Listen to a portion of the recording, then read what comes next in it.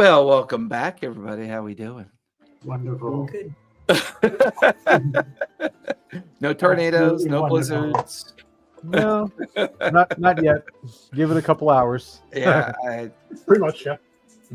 I was going through the garden and everything started coming in so far, except I think we got too much rain and all the basil and tomato seeds may have rotted in the ground. So may have to replant that. But I have an acre set aside for starters. So I'm really hoping that, because usually at about mid-April, end of April, all the greenhouses put out all their starter vegetables for sale by the flat. So I may just go with starters for herbs and tomatoes this year. And we'd gotten an entire 3 months rain in a week.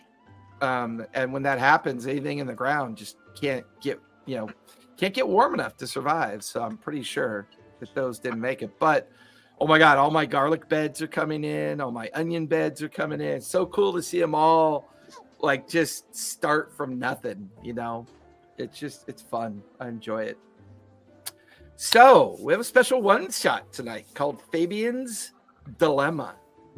So far, this particular team has worked out a couple situations. One, they dealt with a strange demonic incursion in the theater, managing to save most of the theater patrons.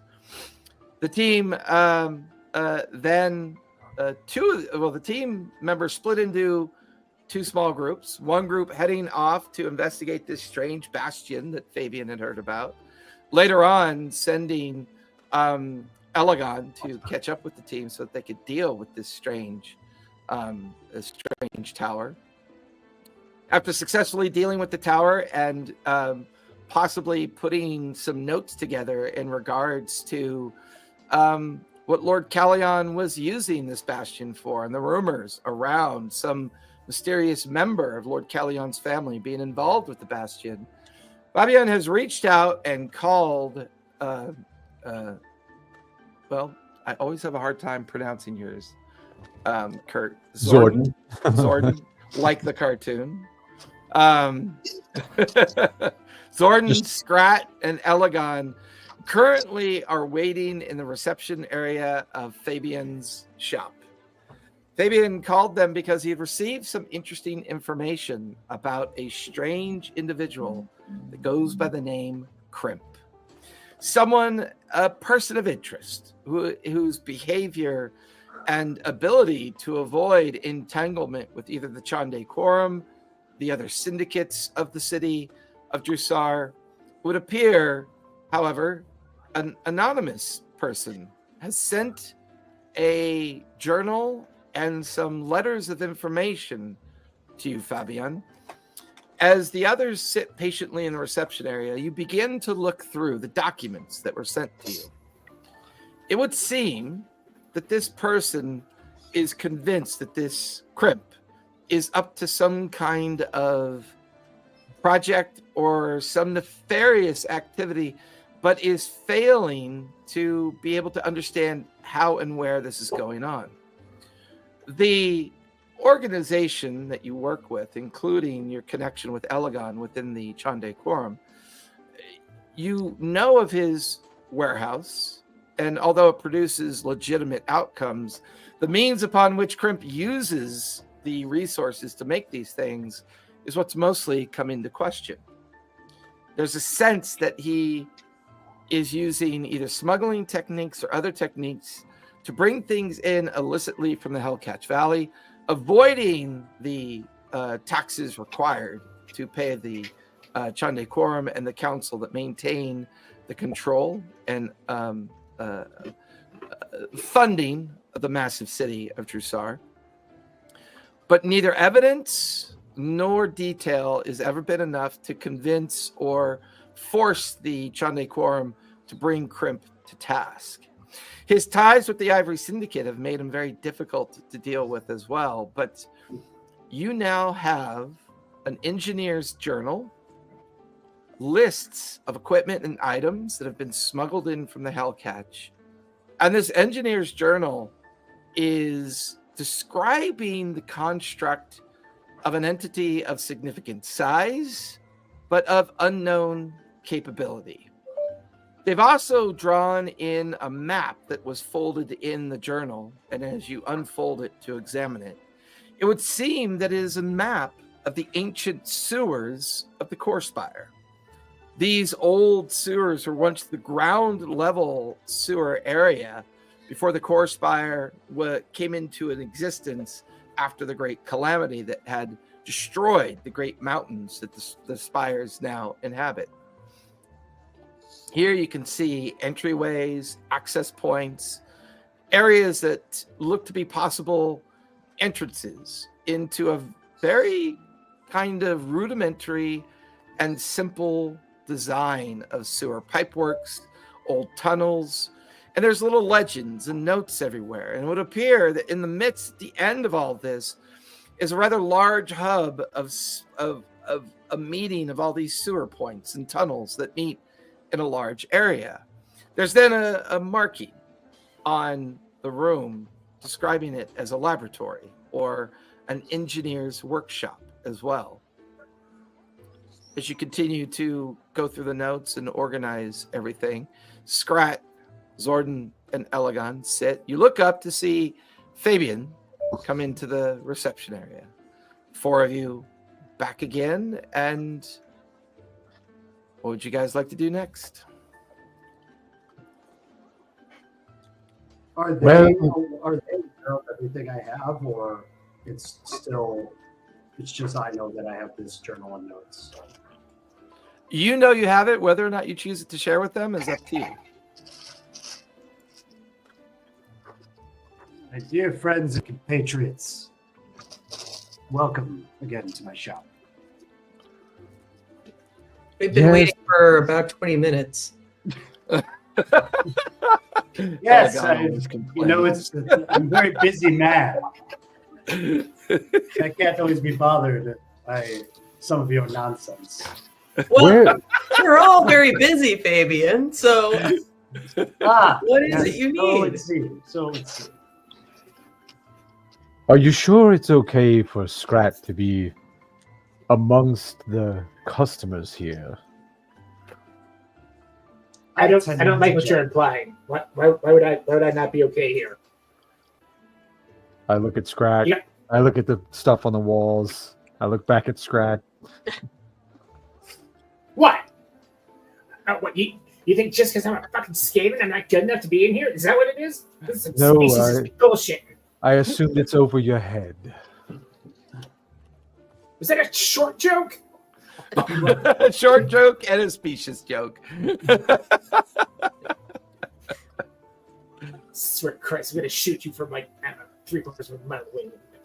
You nearly did last time.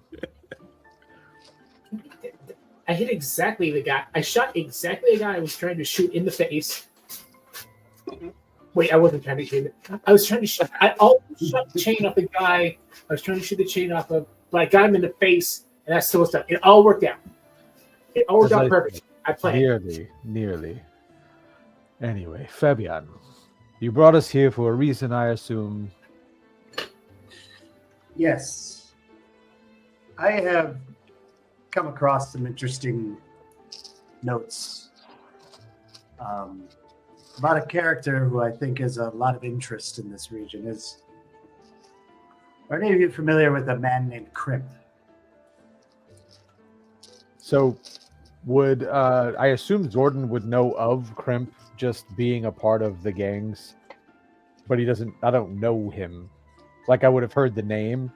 I would say Scrat, Elegon, and Zordon can give me history checks. History? Okay. All right. Yeah. Oh, I got a nat 20 for a 27. Nice. A 12. 12. 18. 18. Zordon, you're barely familiar with who he might be. All you know is he was involved in the taking of a creature called the Shimmerling that had invaded the Greymaker's auction house. And that had come to you through your own kind of interior network of contacts. Scrat, you are familiar with Crimp because he's supposedly one of the best engineers that have ever existed. A kind of advanced artificer who has magic that seems to be a combination of a school of magic called augmentation magic, as well as other magics that he uses to infuse into creations and constructs. He's also known to create hybrid parts and the ability to replace limbs or enhance abilities through these augmented parts that he can attach physically through magic and engineering onto people's bodies. Elegon, you're very familiar with him because this is someone that the Chandei Quorum has had to deal with when they don't necessarily want to. You know that he is definitely protected by the Ivory Syndicate upon, not in the sense that he works for them, but he works with them, is what most of your information has told you. On occasion, you've seen him with Lord Callion, one of the members of the council. And his name has come up in numerous meetings as a person of interest for some of the more higher valued smuggling efforts that have been going on between the city of Jrusar and the Hellcatch Valley. So that would be the collective understanding of what you guys know of him. Now, as Fabian tells you the story of the information and guides you through the fact that an anonymous person has tipped off Fabian to the idea that somewhere deep down in the core spire is an old sewer system, and Crimp seems to have set up a secret laboratory here. This offers all of you an interesting opportunity. One, for Fabian to finally figure out what Crimp is really up to. Elegon, your connection with Crimp and the Chandei Quorum. Scrat, just looking for some good shit to steal. And then, of course, Zordon, maybe a connection to Fey-like existence with the magic that he works with, especially since his interest in the Shimmerling is to be taken into account. It is currently mid-morning by the time you guys accomplish this meeting. What would you guys like to do next? Mr. Scratch, you being of your species, I assume you're familiar with the sewers. Oh, God. I actually live in a 4-bedroom condo, so I don't know what the fuck you're talking about. Sorry, Eric, I couldn't resist.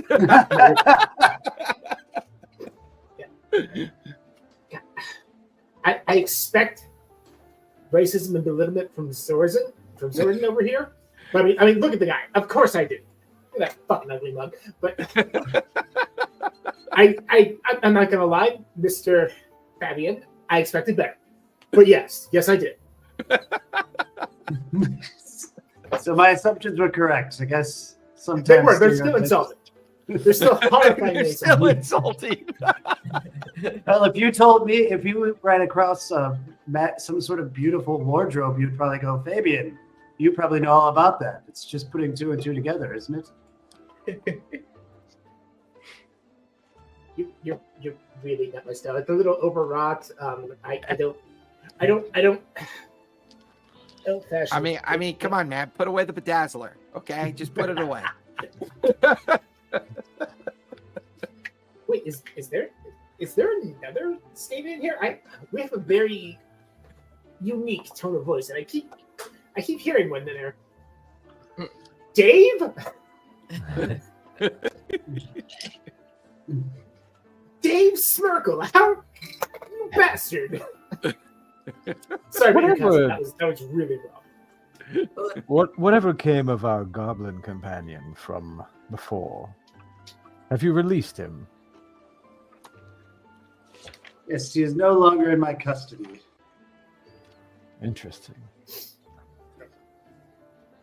And what did we send him back last time? We sent him something. I can't remember what it was now. I gotta find my notes. We sent something back. It was a note, but also I thought we sent like a fairy back to him. Yeah, you might have. It was a fairy. Fabian? Yeah. Yeah. Yeah. Like we sent him because he had the little cage. That's what he kept the goblin in. So we're like, oh, just send him the fairy too. Put him in the cage. Maybe sell tickets to the fight. So it sounds like it might be of interest to check out this lab in the sewers. A little bit of melody creeping The into that one. best cause. I don't think my shop really is equipped for providing people with the proper wardrobe for the sewers. So maybe we can stop at one of the rattier shops and find something good for them. Find something good for us to wear into these disgusting sewers. Scratch, would you know of a shop that we could go to? You must.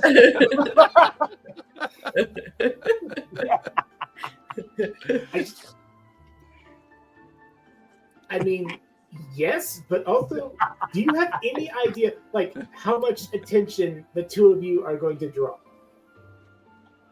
Like, again, I would imagine it's good attention. Any attention is good attention, as far as I'm concerned. Yeah, that sounds like a Fabian response. All right. So we need to change clothes, and where's the entrance? Where can we get in? Do we have that information? Yeah, is that kind of info on the map? How to? Yeah, there's actually, as you guys kind of unfold the map on the table and you're all kind of looking at the map, everyone's free to give me survival checks. Sure. Can I do investigation? Oh. Yeah, you can go with investigation. All right, that's a dirty 20. Okay. 22. That is a 15. Oh, come on. 9. Oh, brutal. I That's mean, with a Fabian, ever the survivalist, though. Hey, In my mind, I am. so Fabian, I need you to know, like, for all this these assumptions you've been making about Scrat has a +9 to survival, and that was still only a 15. So I don't, yeah. 22 for me. Nice. I would say for the rest of you examining the map, it speaks about a certain level of the core spire, and at the lowest level of the core spire, maybe a few hundred feet above the beginning of the tropical jungle that kind of like exists at the base of the spires, there's an old abandoned region of the core spire that was like the very first attempt of building into the core spire a very long time ago. And it, you know to have like old abandoned structures and things built into the sides and the edges of the core spire. That might be the best place to start, because based on the map that you have, that is the oldest part of the core spire, and that is said to have like the ancient sewer system that was down there. Because in current era Jrusar, the sewers are now like a series of rain displacement grooves that are kind of carved into the different areas of the spire. In some cases, the water just drains off down into the jungle. In some cases, they're water catchments, depending on where they've been. So most of the current era sewer system is like this open, exposed sections of the different spires that either collect it or kind of sheathe the rain off and away from the spire in areas that could get flooded. So you feel like the entrance is down below, nearest to the jungle canopy, nearest the core spire. But there is only one entrance noticeable. There could be multiple. The map shows at least 2 or 3 entry points into the old sewer system, but they kind of show a winding, twisting pathway into the sewers.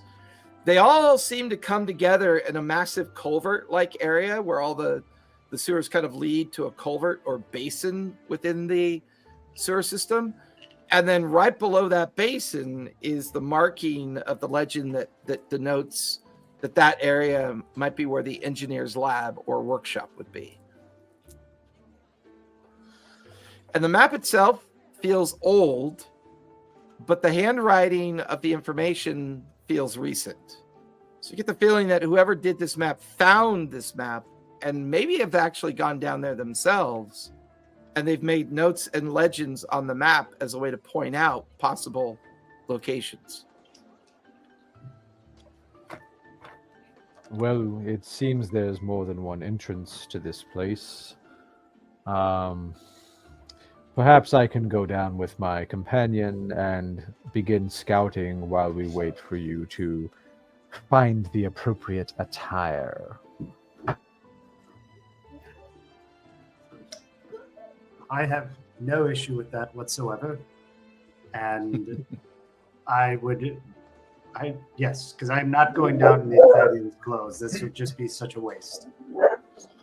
I'm like, instead of a quarter on my fingers, it's my spider, like crawling across my fingers, and I'm like flittering it through my hand. I kind of cringe a little bit. Just before we get out of earshot, as Susan and I are walking out, like just before, Scratch just turns around and goes, "Dibs." Dibs. Ugh, Thank you, honey. what an But age. they're kind of asking for it. I'm not gonna actively work to bring about their deaths or I'm just saying. Who is he talking to? Is Greg talking about the spider? He's Or is he talking about Oh, no. Elga He's Fabian? talking about you guys.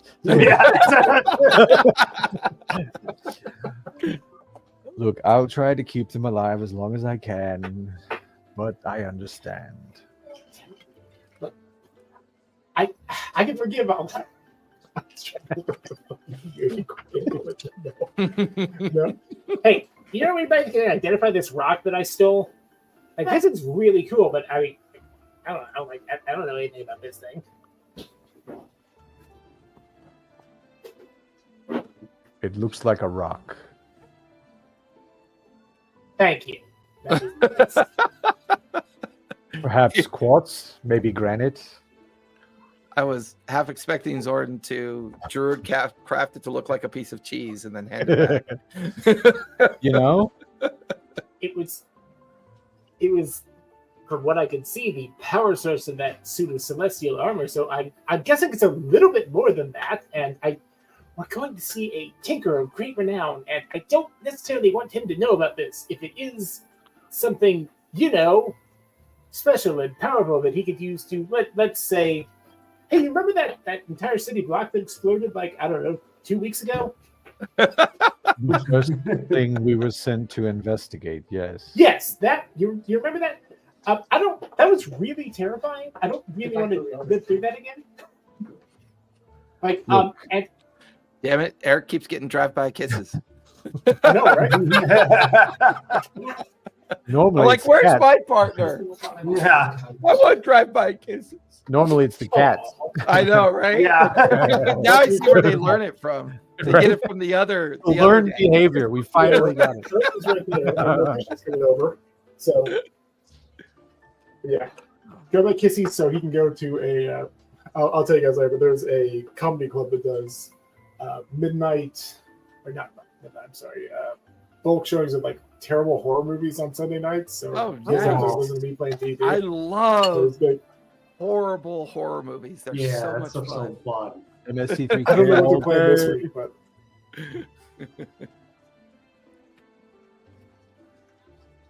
But I mean, this thing looks like, so I don't know anything about chemical processes or anything like that. I'm just a scaven, murderous sharpshooter. But I So don't then- necessarily want to show. So maybe if we could identify this beforehand, you get what I'm saying, right? You could just leave it here. But what if it's really cool?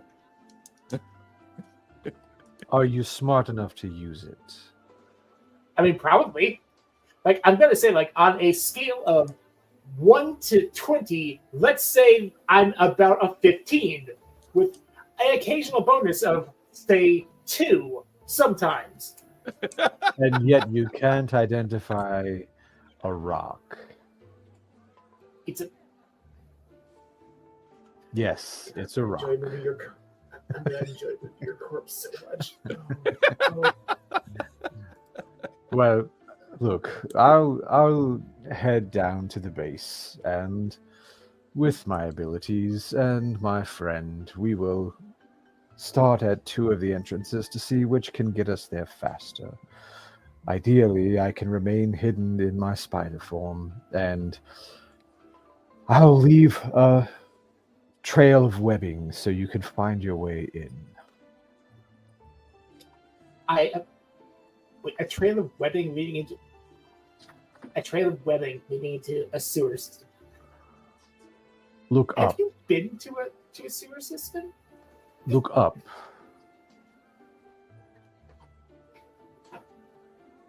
Okay, Not now what? not here. Okay. That's perfect timing. Yeah. Well, Mr. Scrat, can you take us to one of your digital shops so we can be properly equipped?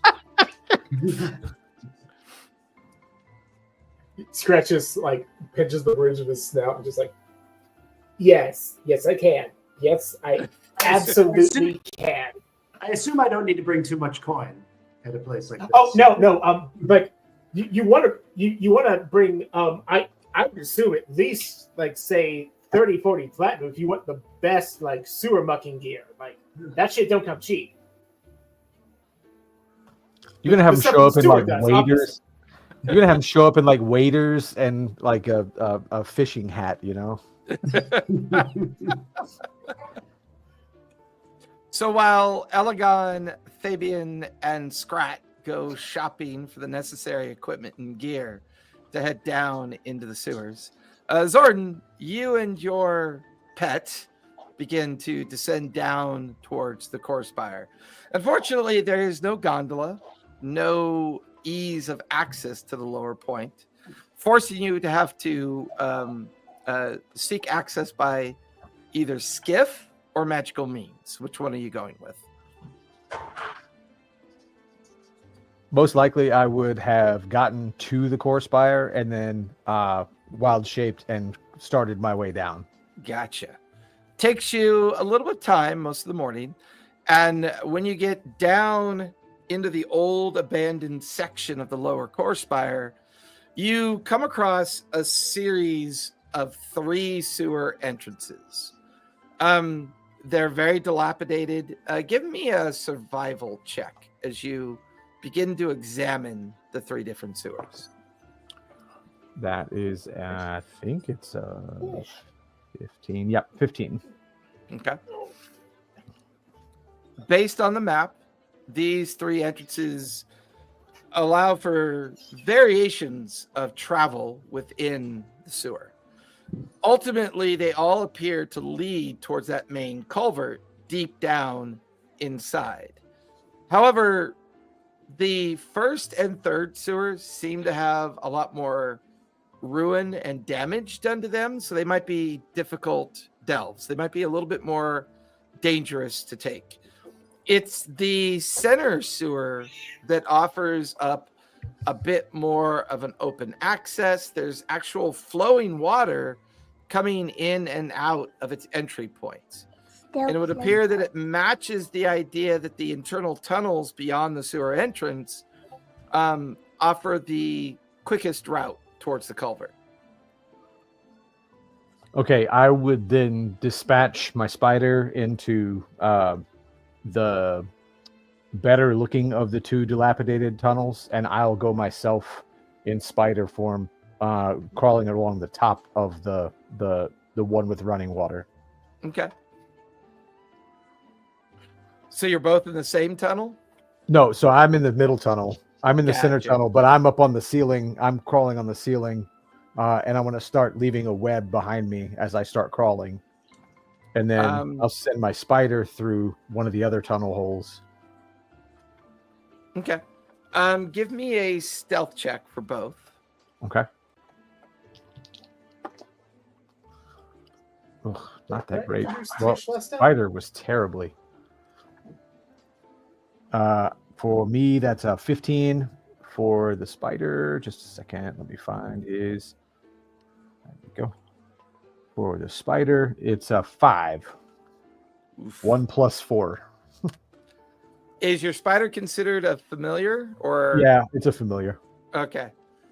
So I just go by the spider block. It's a It's got a So plus- as plus you're beginning your entry point into the center tunnel, about 10 minutes into it, you feel your spider wink out of existence. Oh, best not to go that direction then. And I'll continue on, Yeah. but trying to keep an eye out greatly. I've got 8 of them now, but keeping an eye out just as I go down the center, the top of the center tunnel. Give me a perception check, if you would, please. Okay. Gosh, when it matters, I can't roll. It's 12. 12. The water here is deeper, you can tell. And it ebbs and flows. The tunnel continues on for about 200 or 300 feet. And there's a slight downward angle to its trajectory. There's a sense that it's also getting a little bit more humid and warm the deeper you get into the tunnel. You get to a junction point where the tunnel splits off into multiple directions. And from your memory of the map, they all eventually lead back together again, split off, and lead back together again. But this particular pathway feels like the shorter pathway to take. But the map, give me a survival check with advantage because you do have the map as you try to gauge the distance that you have to move. Gosh. Okay. That's a 15, I believe. I think I got a +5. Yeah. Yeah. 15. You get the feeling based on the map and where you're located. It's about an hour-long journey from here to get to that culverted area where the laboratory would be. Okay. So then I'll turn around and start making my way back. But this time, since I've been on the top the whole time and they're going to be walking in, I'm going to pay more attention looking for any traps that might be there. Okay. Like actively trying to look, because I know I can follow my web back out, but looking at the ground, like for any specific traps that may be placed to keep people from coming in. Okay. Give me an investigation check on your way out. Okay. Oh, that's better. Investigation, that's a 14. 14. No sense of any traps. The place feels like no one's been down here for a long time, but it's hard to know for sure because the sewer entrance is filled with about 12 inches of water. So any remains or any disturbances of people being down here have probably been washed away by the constant rain and ebb and flow of the water. And you also notice that the interior walls sweat with a lot of moisture. So the amount of kind of signs that would be left behind are unlikely to stay for very long. Okay. So if I get to the end, I'll go out and just kind of perch at the outside of the tunnel, like waiting for them to arrive, still as a spider. So Scrat, Elegon, and Fabian, is there any particular equipment you are looking for this journey into the sewers? Scrat, because Fabian has made some terrible decisions involving Scrat and doesn't seem to realize it. Scrat is going to try to go down to like a buddy or someone that he knows in like one of the grodiest quarters of the Corspire, and just kind of like pop in and just be like, okay, guys, that I promise. Honest, wait, just read to the side, whatever it is. honest Malachi's important. He's got what you need. I'll be right back. I'm going to talk him into giving you guys a great deal. And they just kind of walk in, just like go up to Insight check. Go for it. Did I introduce All right. Tish last time? You girl. It's a 19 insight. Nice. Nice. I mean, he probably does have what you need. What do you need? I don't know. Like, I need some tall rain boots and some ropes I don't mind throwing out. That's pretty much it. oh, he's definitely got those. We'll see. Do we have any sort of, I think we're going to need a little bit of light down there. Is there any sort of lamps or lanterns? And on top of the, the boots and gross cloak, I'm I can sure throw he has away. torches and oil lamps. And aren't you an elf? Do you not have dark vision? That's an excellent point. But I'm trying to think of my companions. Well, I think we're all elves except for Scrat. Sprat. He sure knows his way through the stores, I'm sure. All right. Scrat comes out of the Emporium carrying bundles of robes, hauls out some boots, and some of the hats he brings back with him are kind of cool. They're these beaten up old kind of leather hats that have like a little candle in the front of them that you can light to give you a little bit of light if you need it. But the robes are all moth-eaten and they don't look like they've been washed in forever. Ever?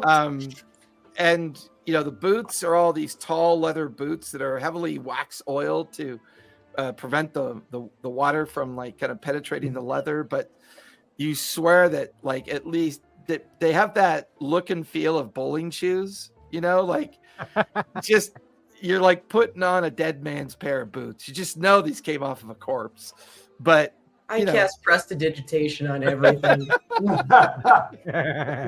yeah, you'd think that would clean them up, and it really just cleans them up so that they don't look like dirty moth-eaten robes or dirty beat up old leather tall rain boots. But they work. They're cleaner, and you guys begin to put on your gear. So since you guys have all purposely went out and sought sewer gear, you now have advantage on your deck saves for the duration of being in the sewer. Now the question is, Scrat, do you lie to your friends and pocket the difference of the deal? You've got to beat Elegon's 19 insight. I mean, I'm gonna try. So give me a deception. Let me see what my deception is. Believe it or not, he's not that deceptive. That's shocking, actually. It's like, It is shocking. because, remember, I'm a ranged jackass. Do I get advantage on this because I took them to my friend's shop? Yeah, I'm okay with that. You can have advantage.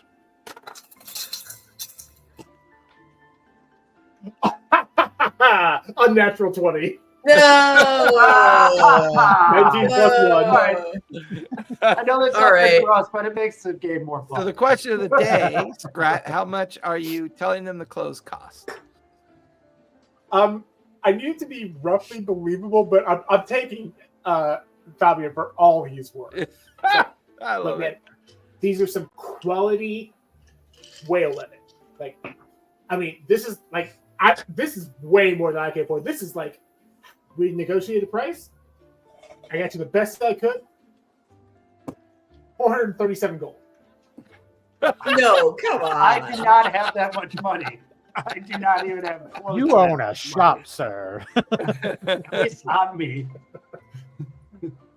I need some point of comparison. Like he's I would gold. say your Oh. friend charged you like 15 gold for all the equipment.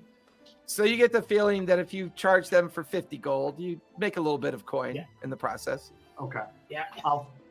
I'll like roll my eyes at him, but I'll hand over the gold. I mean, that's a. I know they don't look like much, but I mean, you're not going to find leather like this up where you come from. I mean, Yes, yeah, I am aware, and I There's a believe me, I won't be caught dead here again. So, just take the money and get me out of this. Oh, wretched place. you'd be surprised. You would be surprised about that. Yep. I would not say that definitively. No, I would. You not. guys head out towards the skiff platforms, find one of the local skiffs, knowing that the gondolas do not make their way down to the old lower sections of the core spire. For the cost of 2 silver apiece, the skiff taxis you guys down to the lower parts of the core spire, where you find yourselves at the entrance of a series of sewers And perched up on one of the overhanging rocks, looking down into the sewer, you see Zordan's familiar spider form.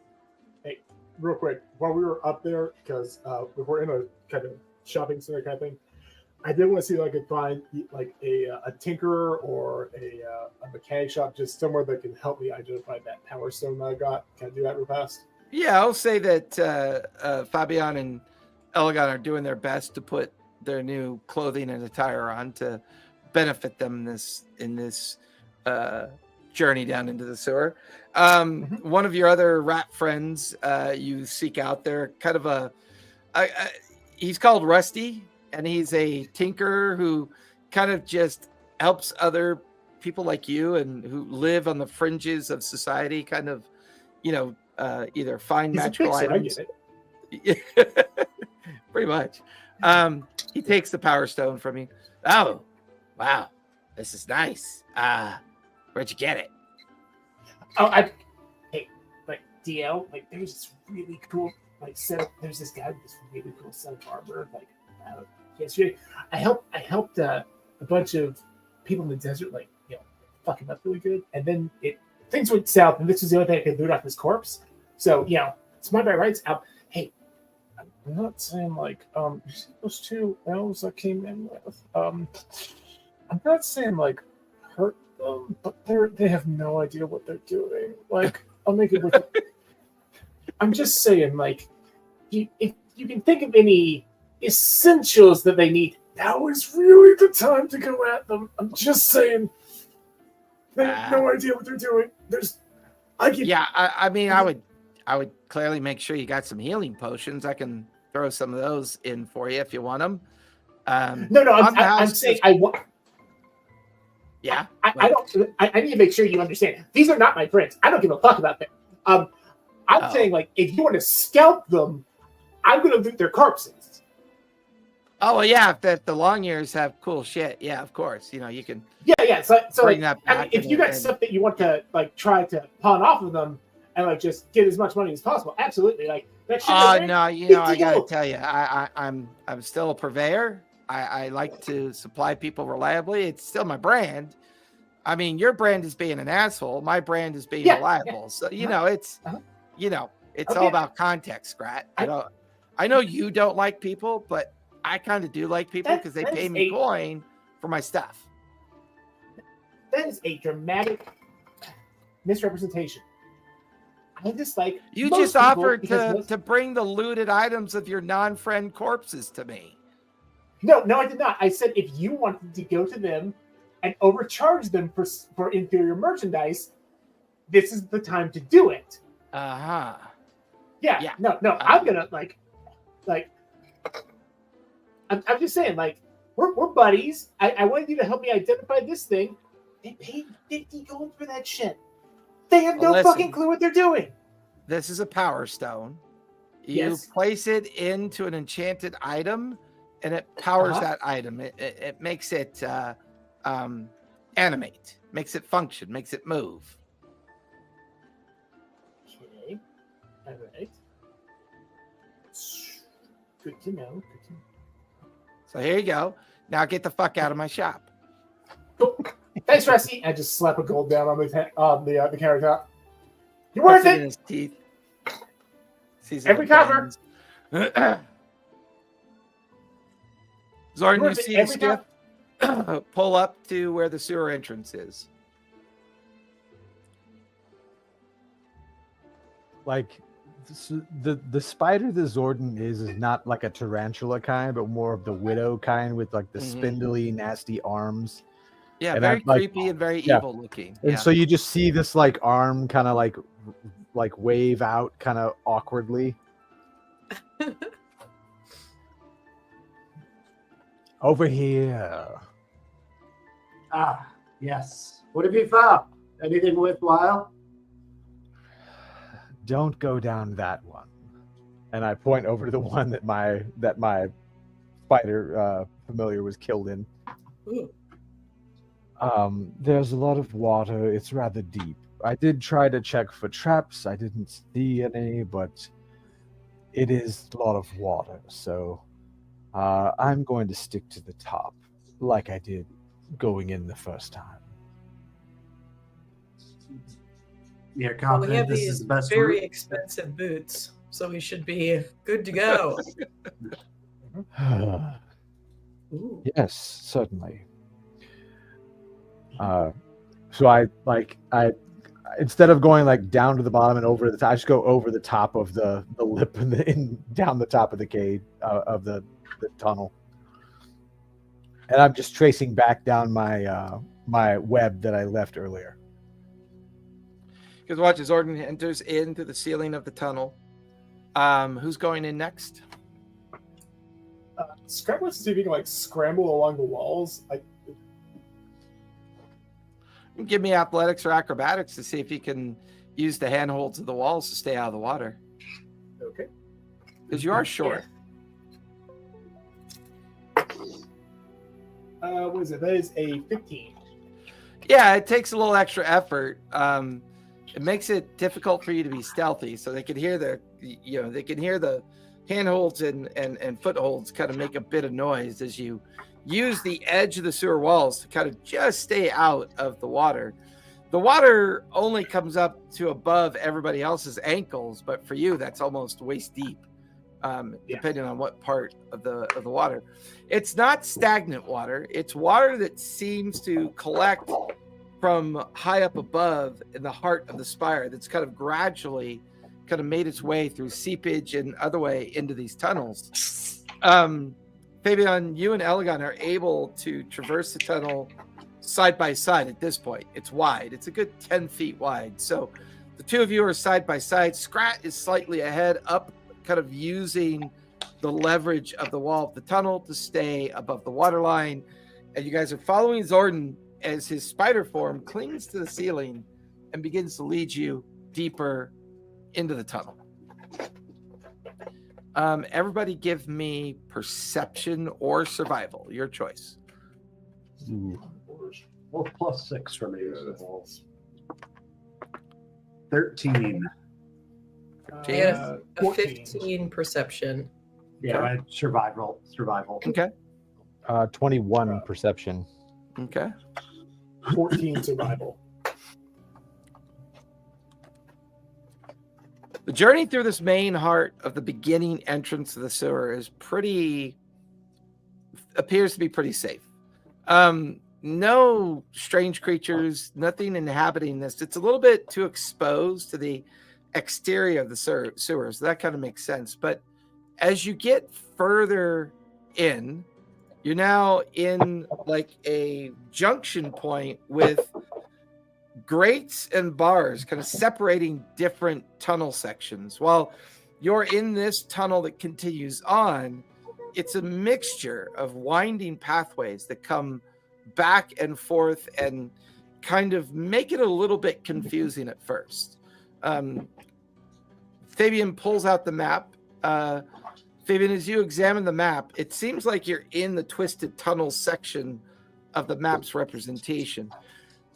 The centermost tunnel should allow you to continue on and connect back with the other exposed tunnel that should lead you closer into the interior of the culvert.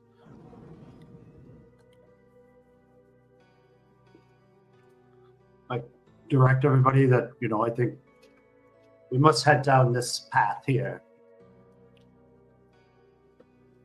I'll continue to scout ahead, watching for traps and whatever else might be hiding in here for us. Is there any sort of signal you want to give us other than the web guide if something is ahead, or?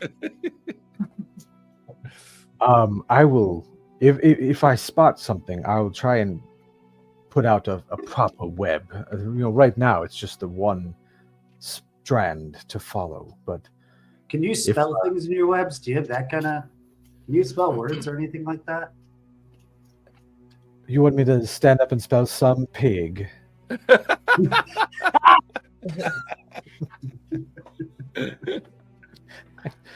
Wait.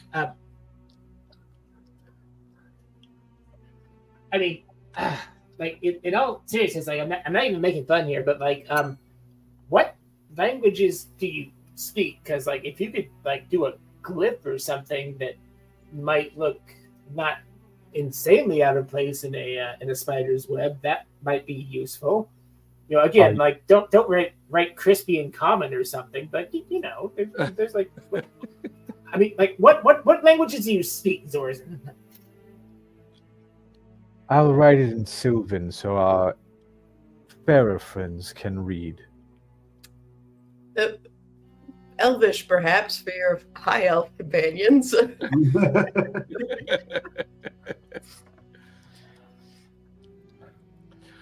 So, Zordon, give me a investigation check as you start leading the team down an area you believe to match the map.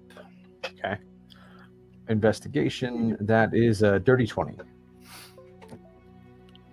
You get about 200 feet into these series of tunnels, the others lingering a little bit further behind as they try their best to either stay in the shallows of the water or on the edges of the tunnel and water. And you freeze. You just stop immediately. Your eyes catch movement off to the side. In one of the side tunnels, you can see a gathered nest of debris, of like sewage remains and rock, almost like, and you could see lying on top this 80-foot long alligator. Just this massive creature that's probably just been sitting down here for a long time and just consuming the creatures and things that come by. It appears to be currently sleeping on its nest. You get the feeling if everyone stays quiet and you're able to sneak by it, you could continue down this tunnel and away from where the creature is. Okay. 1 second. Let me see. Oh yeah, we got 4th level now. Forgot about that. No, I don't have silence. Okay. I've seen if I had a spell to. So could I? Yeah, I'll get her back up towards the group and kind of whisper to them like, you know, it's a very large reptilian friend ahead. Very large. Would make an easy meal of any of the 4 of us, not just Scrat. If you can manage to stay silent, it is asleep for now. Again, let me emphasize, it is asleep for now.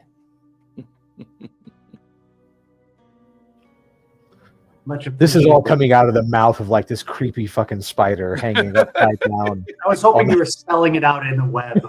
Yeah. I'm just writing it all the way down the hallway, up ahead. All the dramatic pauses and everything too. We've been waiting for 15 minutes for you to like silk this all out. I'm actually catching just as he, flies like- for the periods. Yeah, just as he webs the last word of warning, the alligator eats him. Right.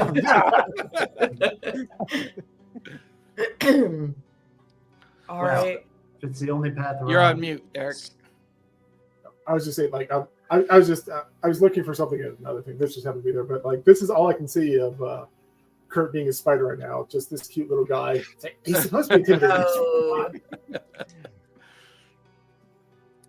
So everyone give me stealth checks as you go to sneak on by this sleeping alligator. Do we get advantage on that with our equipment, or? Since... Yeah, I'll say you get advantage. Okay, cool. In fact, we'll change it from dex saves to dex checks. Dex So checks. dex saves and dex checks will give you advantage due to the equipment you're wearing. Zordon, you get advantage because you're a spider.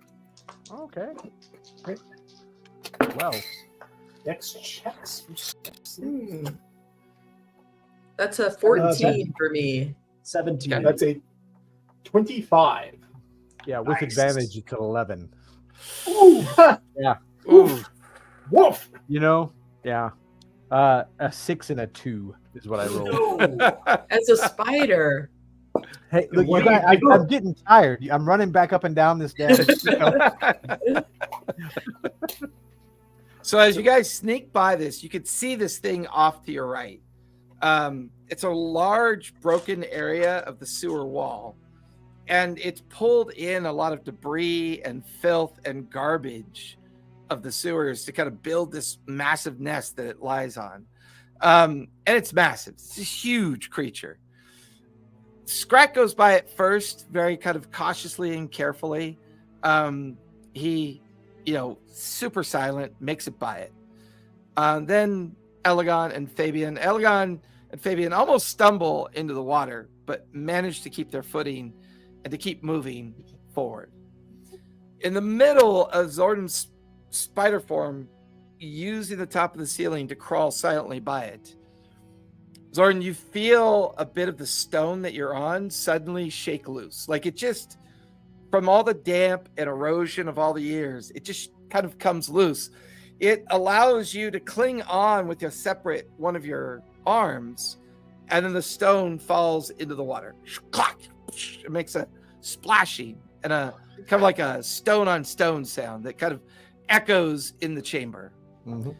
All of you watch as the alligator leaps awake and smashes out into the side tunnel. Its huge mouth opening and kind of closing in the area that Zardan is. Zardan, give me a dex save, if you would. Okay. Please. I was also going to cast Speak with Animals, if that's available as well. But I'll go for the dex save first. Go for it. Nat 20 on my dex save. Nice. Hey, Now I get it, right? So that's a 22. Nice. Oh, You guys see music. that Zordan is like dangling from the top of the wall, and this huge alligator comes out and like fills the entire space. Its huge head lunges back to look over at Elegon, Scrat, and Fabian as if it's going to rush into them. Zordan, you can now cast if you'd like. Yeah, so I cast Speak with Animals, and I just say, "Stop, you big oaf!" Give me a persuasion check. Okay. All right, that's 17 plus 1, so 18. 18. You feel it like it turns its head back towards where it can understand what you're saying.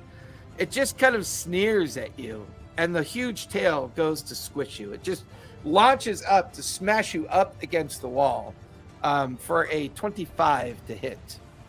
25 definitely hits, yeah. You are going to take 12 points of bludgeoning damage as it slams you up and into the ceiling. Okay, just a second. I gotta look at. I don't remember because that takes my temporary hit points. I think that's what knocks me out of wild shape. Sorry. Let's see.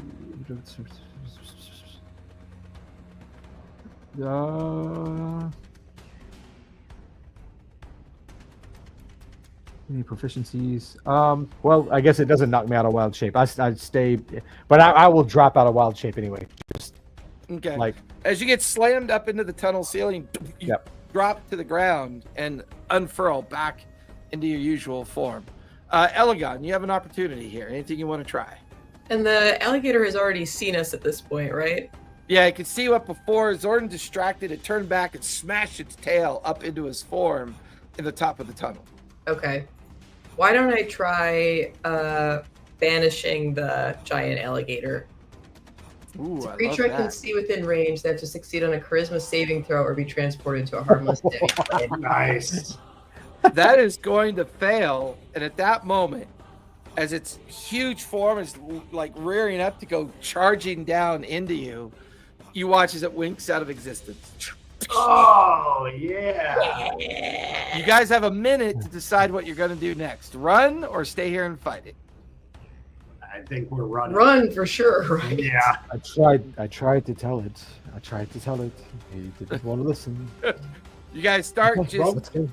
just start running down the long center tunnel that you're in. I will actually let me use. I want to try and use. Can I use Earth Tremor to collapse the tunnel behind us? Yeah, because there are other tunnels you can use to make your way out. So yeah. But the tunnel that was chasing us in, I just want to collapse that tunnel there. Yeah, well, the others take off running. You begin to look for a weakness in the tunnel area. Give me your survival check as you try to find a weak section of the tunnel to try to collapse. All right, that's 18 plus 5, 23. Yeah. About 50 feet up in front of you as you watch the others continue down the tunnel. There's loose stones and loose kind of old facade of the sewer. You cast Earth Tremor into that section, and all of a sudden, a massive collapse just gets unleashed behind you. All the stones falling. All of you can hear the stones falling. A mixture of moisture and dust kind of billowing back up towards you as Zordon manages to collapse the tunnel. What the hell, Zordon? You were a spider. That should have been easiest for you. Look, running back and forth down the tunnel to tell you where to go got a little exhausting. I'm sorry. I missed my last cardio appointment. Last cardio appointment. Spiders don't quite have the same fortitude that we elves do. Do you technically have a... No, you have book lungs, but like... You know what? I'm out. Never mind. That banishment's going to last another 30 seconds. We should keep moving. I've collapsed the tunnel behind us, so we Yeah. No, I've collapsed the entire tunnel. Yeah, behind let's just keep it moving. Yeah, we should probably keep moving. 80-foot alligator.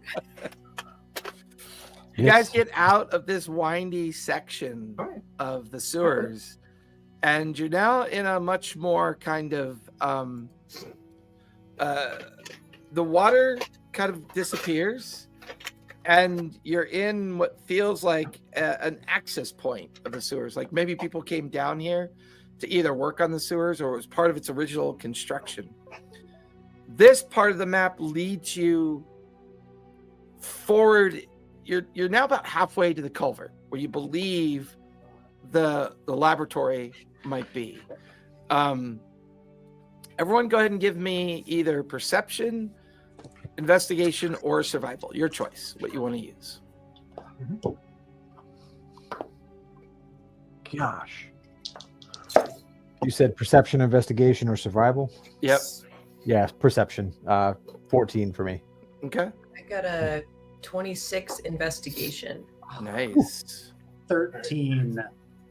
Like now you play a smart character. Yeah. 13 on 28 perception. survival. Okay. What'd you get, Scrat? 28 survival. Ooh. Or 27 perception if that. I'm sorry, 27 investigation, depending on if one of those is slightly better. I'd say you're good on either investigation or survival at that point because It's a you and 27. Elegon notice it first. Down this long tunnel, you can see the shimmer of silver thread running from left to right across the tunnel. Someone has set numerous traps down this tunnel.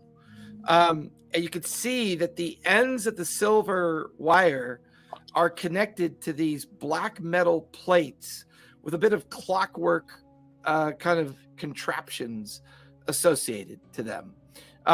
It's almost as if you kind of stare at it for a moment and then you hear a clicking sound and you watch as the clockwork contraption kind of goes to one direction. It makes a clicking noise.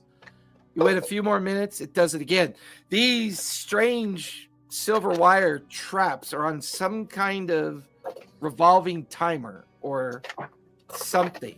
It's hard to know for sure. But there's at least a dozen of them. They're spread out every 15 feet down the long hallway. And you can see the shimmer of the moisture on the wire. Are all the The hallway is clicks currently, or the tunnel is currently 8 feet across. Are all the tunnels, are all the clicks coming at the same interval, or does it seem like it's getting faster or slower in between them? Same interval of timing, but different trap is clicking. Like you could hear them, they're almost sounding like crickets down the long hallway as they kind of twist and make those clicking noises. It's almost as if maybe they're designed to alternate the trap's function. So, how close are we to the nearest tripwire that we noticed? There's So- one about 20 feet in front of you, the very first one that you spotted. Okay. Scratch is gonna kind of hold a paw up and just be like, Let me try this. and I'm going to try to just get in the kneeling position and see if I can split the wire with a shot from my acid rifle, just to see if it sets it off. If it's the kind of trap where that wire, if it's broken, it sets it off, or if it needs to be like pulled. Listen, Elegant's backing up like another 20 feet. use your brain, as small as it is. We're trying to sneak in here, right? Firing a rifle down the tunnel is not a way to sneak into this place. It is when you've got, it's an acid rifle, excuse you. It's very silent compared to other firearms. I don't Says exactly know how it who? works. It's a firearm. It's in the name. Yes. But here's the thing, I don't know if you've noticed this. I'm a ranged combat specialist. I'm gonna stay back here and do stuff. I figured, do you want to go up and see if you can cut that with a knife? Because I don't. I'm not doing that. Does it look I like we think could just sort of weave over and under it? That's what I would like to try to do. Just avoid it, because we set anything off, it could trigger someone to come running down here. I think we have to avoid it at our absolute best. I mean, the spacing is decent enough. They sit about 6 inches off of the floor, off the ground. So crawling underneath does not feel possible. But, I mean, it looks like you just simply step over the wire. What? How big is this area? How long? And It looks like it goes about 120 feet straight ahead into the darkness. And there's at least a dozen of these wires that you can make out. Whether or not there's more, you're not sure, because you have to go further down. And all you can really do is just hear these echoey clicks of the clockwork of the wire twisting every 5 seconds. So are the wires moving? They're not moving themselves, but the clockwork that they're connected to is rotating. They appear to be rotating counterclockwise. Can I do an Arcana check on the sort of clockwork here? Yeah, go for it. Give me an Arcana check. I'll go investigate. If she's doing Arcana on one side, I'll investigate the other side. Okay, give me investigation on the other side. I got a 24 Arcana. Okay. nice. I got a 9. Not so nice. Yeah. Oh.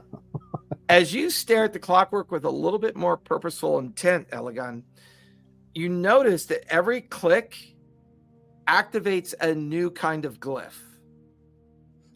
One is a glyph of protection. One is a glyph of the blade. Another one is a glyph of lightning. Another one is a glyph of fire. Then a glyph of acid. Oh. So these are rotating clockwork traps. You get the feeling that if you sever the wire in any way, it sets off the trap. It's possible that maybe if you could jam the clockwork, it might give you enough time to bypass the trap. I'll convey this to the group. I think Okay. if we sever this, it's going to set off these traps. A series of glyphs here: protection, blade, lightning, fire, acid. Seems unpleasant. If someone can jam the trap, we might be able to get by a little more easily. I can give it a shot. With, so I'll try and druid craft the gear works to freeze the gear works. Give me a sleight of hand. Yeah. Can I use bardic inspiration on him? Absolutely. Yeah. You get The way I'm rolling. a D8. Yeah, add a D8 to that. Yeah, you need some help, I think. Sleight of hand. That's a 15. I could throw a D8 on top of that if it's necessary. Make it a Yep. dirty 20. 320.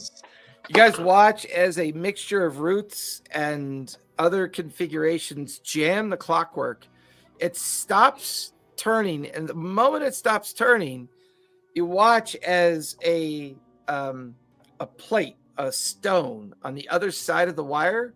Had you walked over the wire, your foot would have ended up on a pressure plate on the other side.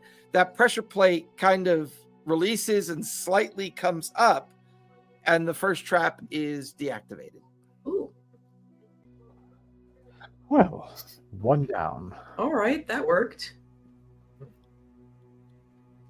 Now what? Next trap. Scrat would like to kind of like skitter along the wall like he's been doing and position something above the next one and just see if he can kind of work a dagger blade into it to kind of jam or mess up the mechanism within it. Yeah, give me a sleight of hand check. Now you know how to deactivate them. You just take out one of your daggers and jam it into the clockwork. I will take it. That is a 28. So we'll say over the course of the next 15 minutes between Zordon and Scrap, they very carefully and cautiously engineer disruptions of these clockworks, one by one, over and over again, until you get to the last one and jam the last one, which takes you guys to the very end of the tunnel and into a larger opening of where the tunnel lets you out into an old kind of fetid and very, very dilapidated beginning of the culvert that's on the map. You can see on the far side of the culvert, the only way out of this part of the culvert is a large iron grated tunnel, and there are hissing sounds like steam sounds, kind of compression sounds and metalworking sounds, kind of making noise coming from that tunnel. As you guys cautiously enter into the culvert, there doesn't appear to be much of any sign or anything here. No place to go. Just that steel grate that's maybe about 4 feet tall by 3 feet wide. Except you can't help but notice in the kind of relief columns that make up this area, empty crates and empty barrels, and these are newer crates, newer barrels that have been down here recently, and they all have markings of trade houses that exist in the Hellcatch Valley. You get the feeling that things have been brought here, emptied, and taken into that steam tunnel at the other end of the culvert. Looks as though someone's found a way to subvert your friend's taxation, Elegon. This is definitely going to be an issue. We need like some fantasy version of a camera to like snap shots for evidence. I'm making notes. A little book. Type. You pull out your journal with your animated quill that floats alongside you as you describe everything. It's kind of like writing it down in the journal for you. God damn it. You know, different series, but now all I can see is just like your automated thing, just drawing a David Caruso, like putting his sunglasses on, CSI Miami. It's like, who the fuck is that guy? You just sorry. like the theme song kick in, like the yeah. Oh, I love it. Looks like we found the sewer smuggler. Ooh. Oh, That's not a pun. it's an alliteration. It's fine. I was looking at you when I said it. The rat. The super smuggler. I'm not a smuggler. I'm a sharpshooter. Like I'm a killer, not a Smuggle's good. smuggler. Yeah. So is the grate? Sorry, is the grate sealed, or can we walk? It looks closed. Yeah. Okay. It's on the other side of the room, so you have to cross through the culvert to get over to the grate. Does it seem like there's any traps laid on the grate that, like, if we want to try to open it, or Do you want to get close enough to examine it? Well, I'm gonna look at the internal culvert first, like survey the area, because this is a wide open spot, perfect for someone to pop in and just start killing people. I'll do a quick detect magic. Okay. Elegon brings up the bubble of magic around him. Zordon, give me perception or investigation. Elegon, while Zordan's looking around for any immediate dangers, you bring up your bubble of detect magic, and so far nothing. For the first few minutes, you notice anything that kind of shows off. 11. 11. I have a +8. oh, I have a Yes. Man, rough 11. night. Yeah. Yeah. You guys are slowly following Zordon as he is kind of checking for traps so that Fabian can investigate the grate. Elegon has the bubble up. And because the bubble is up, as you get halfway through the culvert towards the grate, Zordon, you hear Elegon kind of yell out a warning as the detect magic picks up a flame ward that's right above you. Give me a dex save with advantage, if you would, please. Because Elegon, he is able to warn you. That's 14 plus 2 is 16. 16. You watch as steel or metal nozzles of fuel begin to jettison out down towards you, and there's a spark as the glyph goes off that sets the flame on fire, and a crisscross kind of like flame throwing kind of fire like jets right in front of you as you kind of pull yourself backwards at the last minute. And then the glyph resets, the fuel shuts off, and the flame nozzles go out. Mage armor. Mage armor. Thank you for that, Elegon.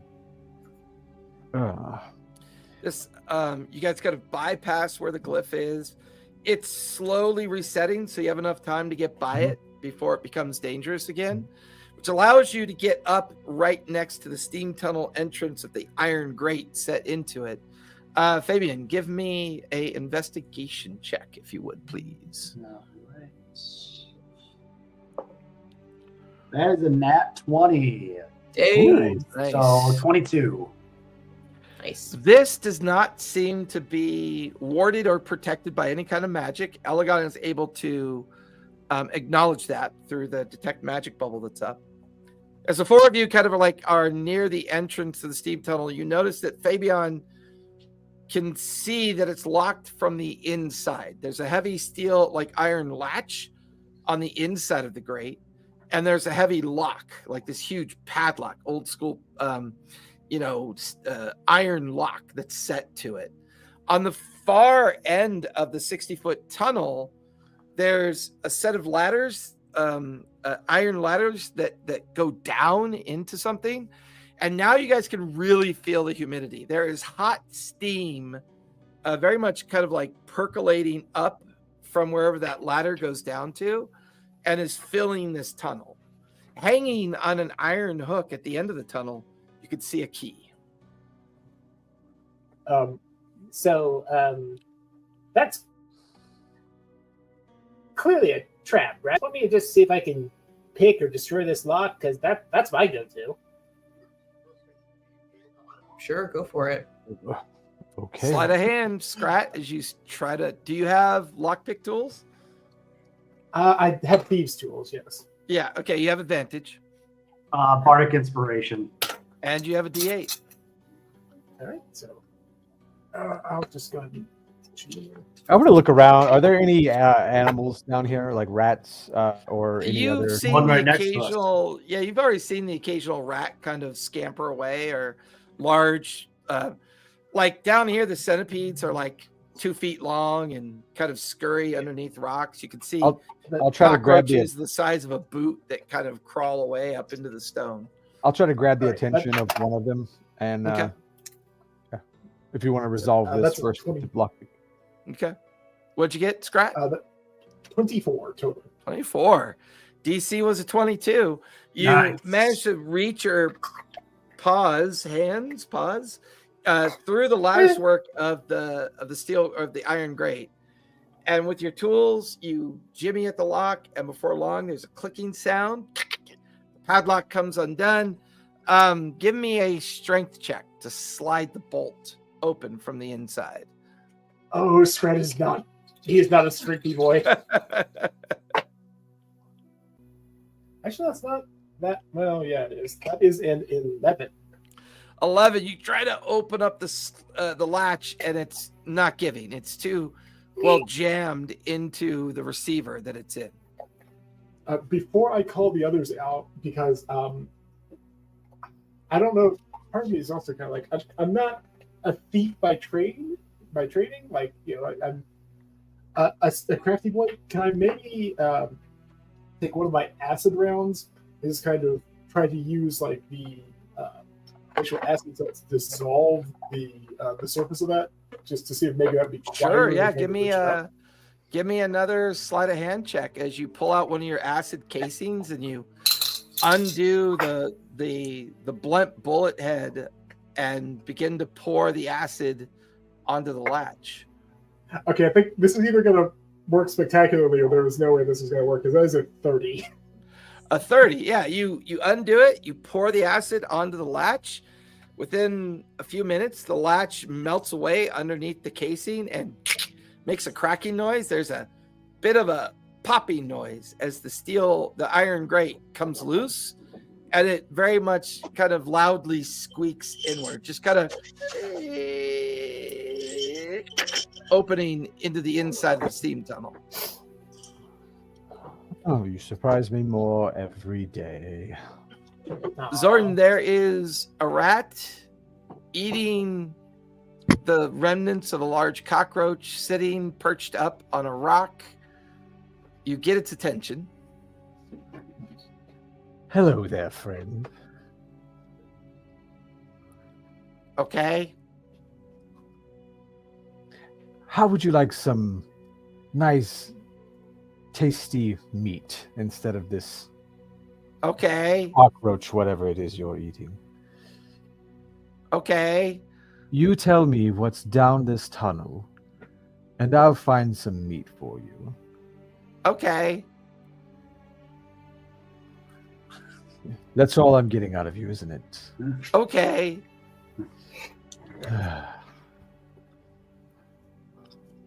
You see him? I'm pointing at Okay. Scrat.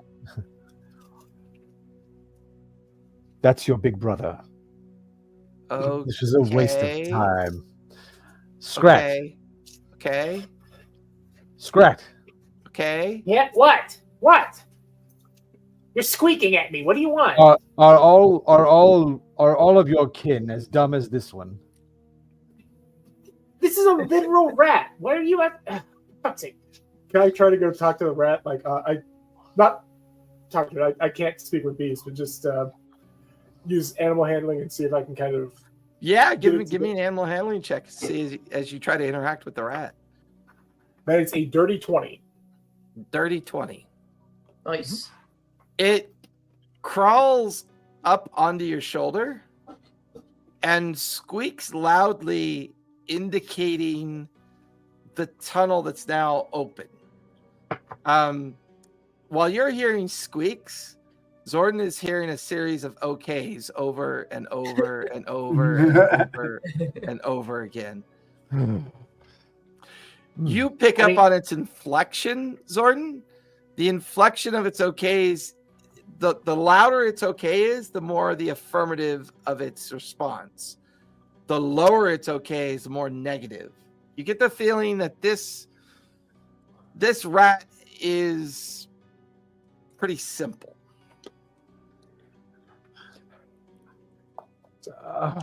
I pull out a piece of like jerky out of my bag and hand it to the rat. And okay.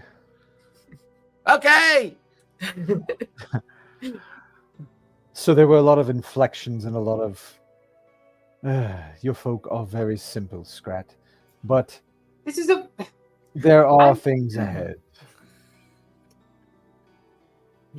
You don't see me making racist aspersions against what are elves? Well, I know humans are basically. Just turn to you. Are humans and elves like? Are you both descended from monkeys? I don't know how that works. Are you both descended from monkeys? I don't know how that works. You're basically the same, right? In the critical role world, are humans descended from monkeys? I think they're created by the gods. Yeah, I mean most humans consider themselves to have been created by the gods. Yeah. I mean, humans on Earth. A lot of humans on Earth believe that too. But in Exandria, there are some who just don't care about the mythos of creation. But it is said to believe that when the gods arrived in Exandria, they brought their children with them and safely, eventually the gods brought the elves, the dwarves first, and then eventually the humans came.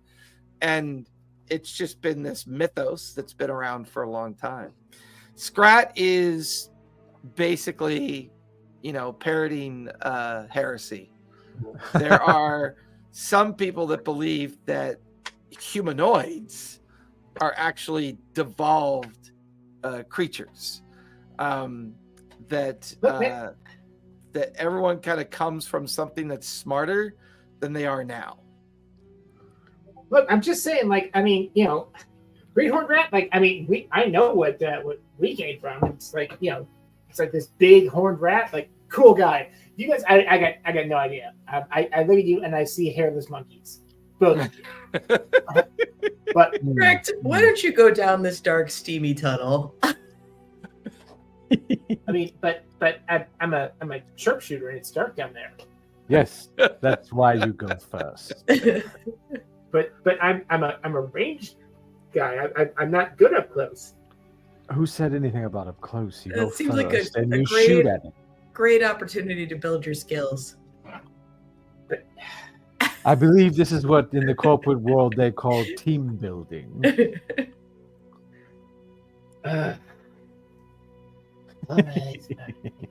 So Scratcher's got to kind of like skitter off down the walls. Like I'm sneaking intently behind him. Okay. Everybody give me stealth checks. All right. With advantage because it's a dex-based ability. Correct. 18. I'm glad you said that, but I got a oh 14. my god, 25. Ooh. Okay. It was a 14 there for a second with my plus 11. So... Hey, what are you up to? What'd you Rado? get, Elegon? I got a 14. 14. That was my better roll. Yeah. What'd you get, Zordon? 18. 18.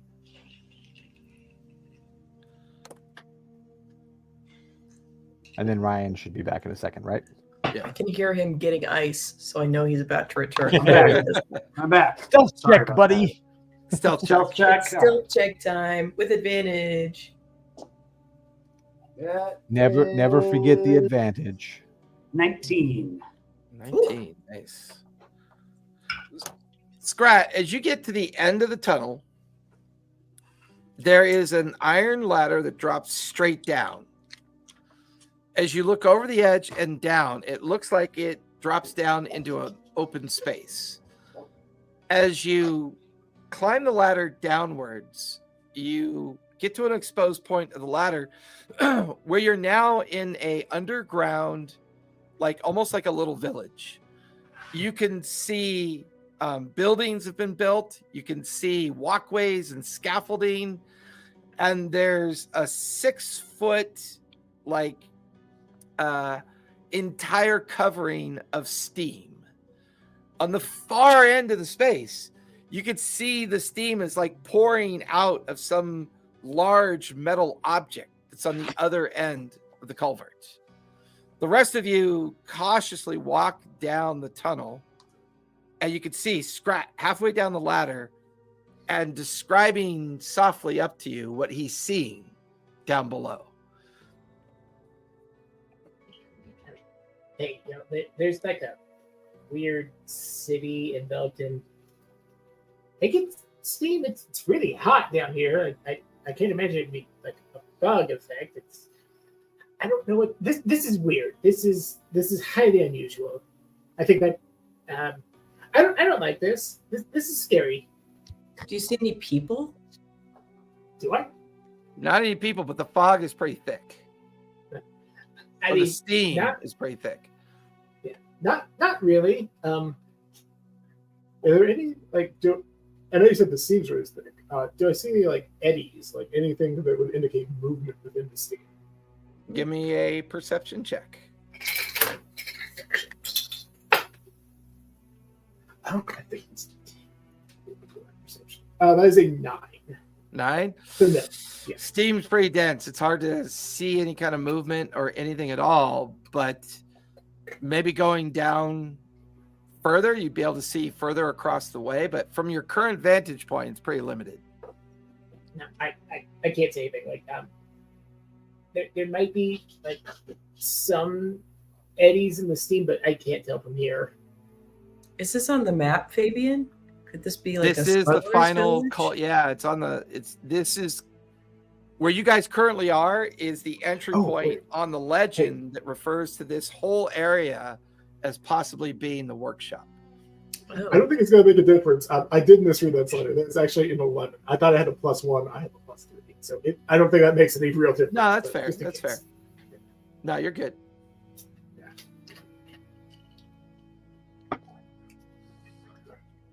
What are you two doing? Well, So, do we have confidence that we could continue to sneak our way in? I think for my purposes, I need more information than what we have. if you'd like, I can try and turn into a spider again and cling to the upper levels and try and get a better vantage of this entire place. Do you think you could possibly spin a web and lower yourself down through the steam? Are there still walls that are kind of like containing this place? Yeah, there are walls. You can see the edges of them. This place feels like maybe it's 2, 3, maybe even 4,000 square feet. There's areas of it you can't even see the wall because it's so expansive. You see little walkways and bridgeways down below. And on the furthest you could see on the opposite side, steam kind of like pouring from a metal pile of, just like this big pile of metal that's kind of with steam kind of pouring out of it. And it's just basically a great big opening. It's just a big open room with the scaffolds down the sides. A bit, yeah. And there are buildings and structures and a house and like maybe somebody was living down here.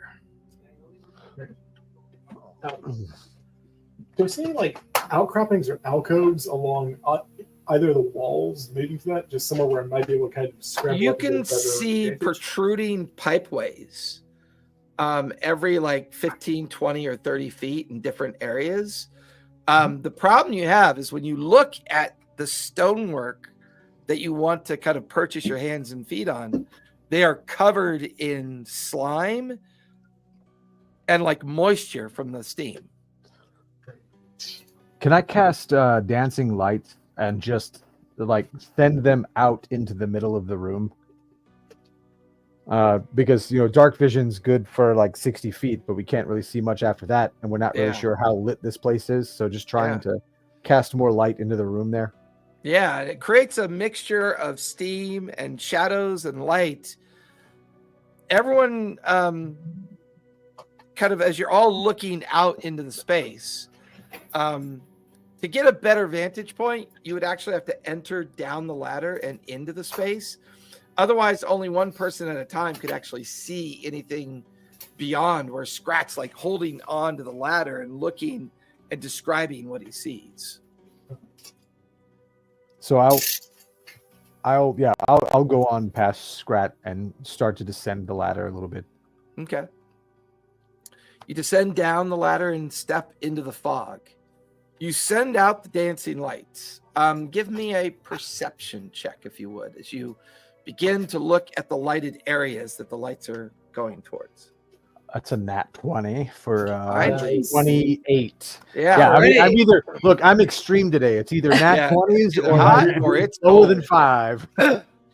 Now that you're down in the steam, the intensity of the heat down here is noticeable.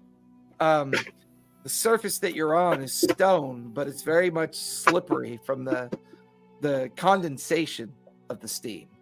It's very humid down here, very difficult to see, but you could see old walkways that connect different sections of the space down here. And now you can hear water that runs in between the different sections. On the far side of the space, you can see these piles of metal where the steam is kind of leaking out of. And beyond that, you can see these 2 huge doors. These, they're maybe about 20 feet tall. And they're made of a strange kind of bluish and green metallic surface. They appear to be closed. That's pretty much what you could see currently because of the steam in your location. I'm not picking up on any sounds of anything else other than the steam and water. Yeah, so far, yeah. Okay. So I'll kind of look back up. It sounds rather empty, but there's 2 massive blue-green doors on the other side of this hall, 20 feet high. So far, it looks like we could make our way across on any number of these scaffolds. I'll start to climb down. Okay. I'll follow right behind her. Or Okay. him. I'll scramble over and join up with the swords. Yeah, you guys end up down onto the walkways in the stone. You can see these little bridges that cross over these 40-foot wide sewer canals.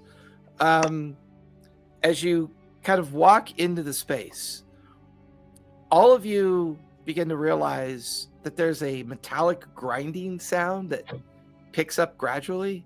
It's subtle at first, and then it gets louder and louder, almost like you're hearing metal plates kind of connect and scratch and kind of rub against each other.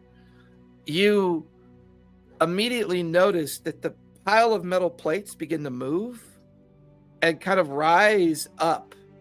And as they do, you watch as the plates shift and rotate. You watch as this long metallic neck comes out of the steel plates. These huge metal wings kind of crest out of the plates as well, as a clockwork dragon begins to turn and form and begin to approach you. Oh no. I need everyone to roll for initiative, please. All right. All right, back to rolling for shit. Yeah. Woo! Wait, let me see what my initiative is, because not great. Actually, got really good initiative bonus. Yeah. Oh, I should put my number on there. All right, we got a 17. Oh, I got to change to the, there we go. We got a 9, 11, 17, and 11. Scrat's got the higher dex, I'm pretty sure. Probably. Yeah, I'm just a All right. 15, a +2 to dex. No, I'm a 20. Yeah. The dragon begins to fly on a bed of steam that boils up underneath it. Its metallic sounding wings begin to creak and crawl around it as it suddenly leaps into the air, slamming down on the ground next to where you currently are. Ooh. Move this guy down there. There we go. That's not good. It'll land on the ground. As it lands, the ground around you begins to tremor, and this huge gout of steam billows out from the creature. I need everyone to make con saves, if you would, please. Oh no. I got a 13. Oh, That was 5. I got Five. a 13. That'll fail. Scrat. 14. You guys all fail. Nice. Everybody takes 8 points of fire damage from the heat effect my of the God. steam. Ow. Let's see. Looks like it's going to attempt to bite at Fabian, Well, Fabian is so fabulous. isn't he? Yeah. Shiny. That's actually a 4 plus 9 is a 13 to hit. My AC is 13. Ooh. That's going to be 8 points of piercing damage. Okie Then going to bring its tail towards Elegon. That's going to be a dirty 20 to hit. That'll hit. That, and by more than 5 as well. Yeah. That is going to be 4 plus only 1. So 6 points of bludgeoning damage from the tail. All right. So that's 2 AP so far. It's got 2 AP left. It is going to start flying on the bed of steam again and pivot itself in amongst all of you. It is going to take a bite attack at Zordon. That's 11. I believe that misses. Nope, does not hit. It's going to take a tail swipe at Scrat. That is a 14. That does not hit. Okay. For its final AP, it'll do a bite and tail swipe at Elegon. No. That is a 26 All right. and a 21. Those will both hit. That's the tail. That is 18 points of bludgeoning damage. Yikes. You guys Jeez. remember to roll your hit points for the 2 extra levels, right? Yep. Yeah. Okay. We're level 7, right? Ryan had 2. Yeah. Yeah, we're at 7. Yeah. Yeah. Well, Ryan should be level 7 too. I am Yeah. 7 as well. Yeah. I had to level up 2. You guys only level up 1. All right, that'll finish the Clockwork Dragon's turn. Elegon, you are up with Scrat on deck. All right. I will. Let's see. I will do a.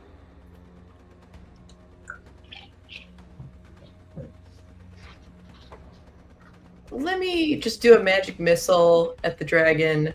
I'll do it level 3. And I'll send all of the darts at the dragon. So that's 3 darts. It's 1d4 plus 1 for each. It will burn its reaction and cast shield as a barrier flourishes up around it, and you watch as all your darts bounce off of the shield effect. That's Rude. It's dumb. You have 2 AP left. Okay. I have 2 AP left. I'm out of here. I'm gonna Misty step away. Nice. Which direction would you like to go? I'd like to jump 30 feet away, and maybe I can jump, sort of further back into the map. This direction over here? Yeah. Well, actually, I was thinking, straight forward from where you are now, like back towards the houses. Gotcha. 5, 10. 30 feet? 30 feet. That'll get you right there. All right, and that's my turn because that's 4 AP. Or well, it is a you bonus have action. one- Does that You count have as? one. No, so it was 1 AP for you to move, and so you still have your movement. So it was 1 AP for you to phase step, and you can still have the rest of your movement as well, and then you'll have 1 AP left. Because when So a bonus spent- action, when a bonus action is only one thing, it happens in conjunction with a normal AP use. So okay, so I'll run another 30 feet away. Okay. Straight back. Yeah, straight back. All right. Put you right there. And you now, have And you have Now 1 AP left. Okay. Let's see. What can I do with my last AP? Let me do a firebolt at this guy. That's a cantrip. Yep, go for it. All right. That's +7 to hit. It's a 10. That's probably not going to hit. Yeah, as you launch the firebolt at it, it kind of glances off the metal plating of its clockwork skin and arcs into the wall. Okay. All right. That's my turn.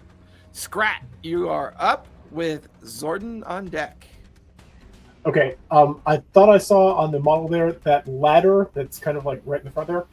I want to scramble up to as high on that as I possibly This can. is where you came down from, right here. Yeah, I kind of figured, is there a landing where I might be able to get a bead on the dragon, or is it all just kind of It's a ladder that goes up 40 feet, but as soon as you go past this point, you no longer can see the target. Okay.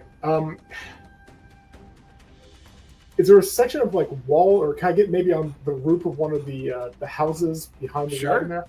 Yeah. So I'm gonna start running in that direction to try to make it that onto. Let's say the hut that's on the left of our screen, the one that Scrat is kind of sort of facing with his rifle right now. Yep. What's your Middle movement? left of the screen. I think it's like 30. So yeah. 30? So 5, Yeah, 10, 30. 15, 20, 25, 30 will get you here, but he'll get an attack of opportunity on you. Well, I got that. I will want to go ahead and I'm not going to be able to do anything on that, but I want to go ahead and use Hunter's Mark on him. Okay. That is a natural 20. Ow! Oh god, it hurts. Ew. Ew. So with the tail, that's automatically 8 points of damage. Cool. And then roll it again. 14 plus How high? 4. You got to So that add is crap. the brutal also, right? Or over the AC. Yeah, no, because it's a crit. Okay. So it's gonna be 22 points of bludgeoning damage on your Scrat. Give me one second, because I really fucked up on my counter there. I accidentally gave myself -8 health instead of yeah. So what was the total damage that you've done so far? 22. 22. Ooh. Okay, cool. I'm up. But I'm you up. make it Cool. by him. And then another AP to make it across. Mhm. Give me athletics or acrobatics to climb up onto the roof. Okay, that is definitely going to be an acrobatic. Where's my... Go for it. Oh, thank God. Okay, I think it's a 25. No, I think it's a 23. No, acrobatics. 25. 25. You have 1 AP left, and you're now on the roof. Okay. I will go ahead and use my... it is a spell. Well, because I don't think I can cast Hunter's Mark with 1 AP, can I? It doesn't Is really it a do spell anything. or an ability? It's a... it's showing as a... it's saying cast, so let me click on it. I think it is a spell. It is a you're spell right. slot, so yeah. So I can't really do anything with that. So Scratch is going to sit there and swear horribly under his breath because he is not looking great. You son of a... And just go ahead and take a... Am I above him? Am I above the... I'll say yeah, because you're at the peak of the roof line, and so you're slightly higher than him, so you have advantage on this shot. Okay, so Scrat is going to take, functionally, it's not really because I can't set it up yet, but functionally a sneak attack with his acid rifle. Okay. Oh god, that's good. All right, I hit with a I rolled a 26. There. Nice. Get a extra D4 of damage for exceeding his armor class by 5 as well. All right, and a D4.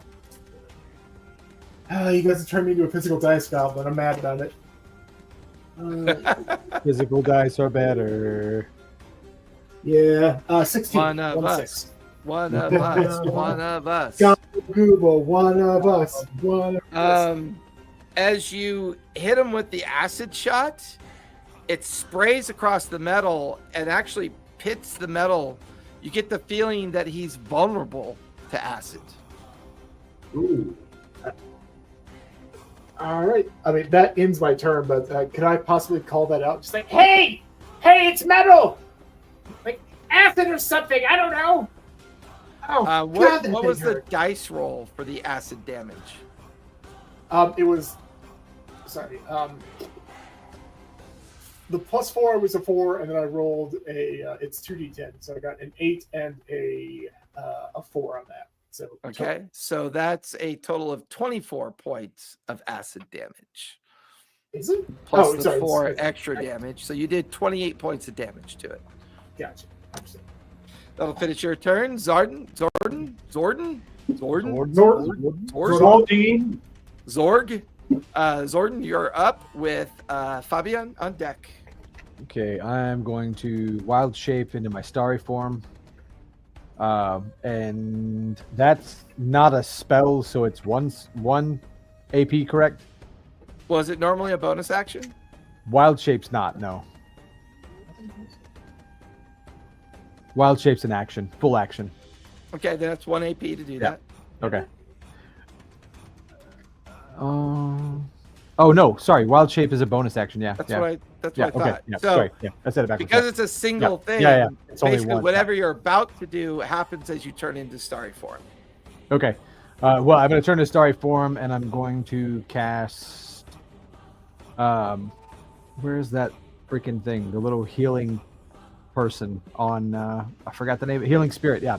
I'm going to cast healing spirit at Scrack's location. What's the range on that? Healing spirit 60 feet, but it's a 5 foot fey creature. Let's see, directly from where you are, 5, 10, 15, 20, 25, 30, 45, 50. I'll say, yeah, it drops right within 5 feet of them. Okay, so that way you'll get not a lot, but you get some healing from it. Oops, I'll take it. sorry, I didn't mean to roll that on the. I was trying to click on the damn thing, and the dice thing popped up. No worries. It's sorry, it's 1d6. Yeah, Give that plus my that. spellcasting ability modifier, so 1d6 plus 8. So you'll get. Let's see. Just use some space till spell ends. Your creature moves. Uh, It don't get it till rolls it you don't 'cause get it it's a till your spell. turn. Yeah. Yeah. Well, it says until the spell ends, whenever you or a creature can see, moves into the spirit space for the first time on a turn or starts its turn there. Okay, so first time on a turn that would count, right? yes. Casting would. it on it. Yeah. All right. So that's 11 hit points back for you, Oh, that feels so much better. and then I'm back because over I'm, half. because I'm a fancy chalice boy. Is what's her face? Are you within 30 feet of me or Elegon? No. I think you're No, I ran Yeah. He's 60 way, feet. yeah, Yeah. he's way back here. Did Fabian? Did you take damage? Yes. Okay, then I'll bounce it onto you too, of a D8 plus 5. Because anytime I heal, when I've got Starry Form Chalice, I can bounce a heal off somebody else, Oh, to cool. somebody else. Very So nice. you get 10 HP back also. Oh, awesome. So it's a D8 plus 5. So Cool. all right. I'll take So it. that's awesome. that's 3. And then with my final AP. You should have 2 AP left. Oh, that was a spell. So Right. that. Oh yeah. So that was 2. That's right. Sorry, they all happened at once. Gotcha. Yep. Okay, 2 AP left. Then, well, that changes what I was gonna do a little bit. I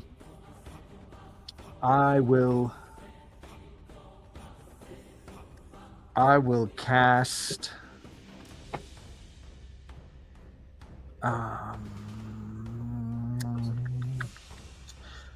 Let's drop a moonbeam on this guy. Nice. No, let's not actually, because that will kill my. Sorry, that'll kill my. Yeah, because my, you're currently concentration. concentrating. Yeah. But. Oh man. Well, never mind. I'll do that. I'll do this instead. Then I'll use guiding bolt. So someone else can, if I hit him, somebody else will get advantage on the attack. So I'm using my special use guiding bolt.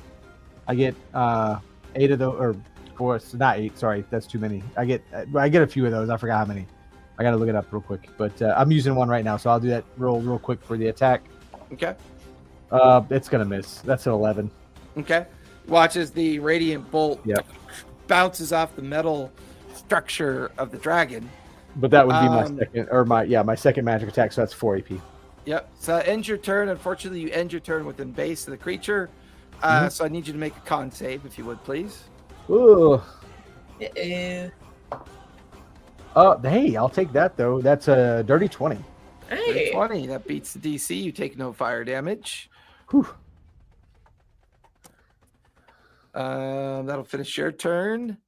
Fabian, you are up with the dragon on deck at the top of the second round. All right, I'm going to do command on the dragon. So it'll be a wisdom saving throw, 14. And if it succeeds, I want to use halt, where it doesn't move and takes no action or bonus action on its next turn. That is an 11 plus 4 is a 15. Damn. Oh, shoot. Do you have cutting words? Oh, you know what? I have. But I used all my actions. I have Well, silver. no, remember, you get Wait. 4 new ones at the end of your turn. Oh, I'll use silvery barbs. Let him re-roll. Yeah. That is going to fail. He suddenly Hey! kind of halts what he's doing, and as you watch the command spell take effect. Awesome. Nice. I'm going to Misty Step away Okay. towards Elegon. And then Glad you guys use- can step. so I got one. I think I have one Yeah. AP left. It's a bonus Yep, action. 2 AP. Well, I used the spell command. That's 2, and then I used bonus action for Misty Misty Step, Step. Right, So I but that's should've- not an AP Oh, yeah. because it's a It bonus counts as action your only. movement. Oh, It just sweet. counts as part of either an attack, a spell, or a cantrip, or a movement. Okay. So it just automatically kicks off as you do one of those Yep. 4 things. On top of whatever else you're doing, yeah. Cool. That's not a concentration. I will do Moonbeam on the dragon. Nice. That's concentration. Con. And I believe that is a con save, correct? Yes, 14. That is 18 plus 6 is a 24. So, and I'm just rolling that at a 3rd level. Okay. So, So still take half damage. still take half damage. What is? So that is 3d10. Go for it. 3d10. It's 5 plus 5 plus 1, so it's 11. So 5 or 6. It's going to be 5 points of 5. radiant damage. That'll finish your turn. The dragon is up. Give me 1 second because I think I need to turn the air back on. It's getting warm in here. Give me a second. All right. Is it a dragon or is it getting warm in here?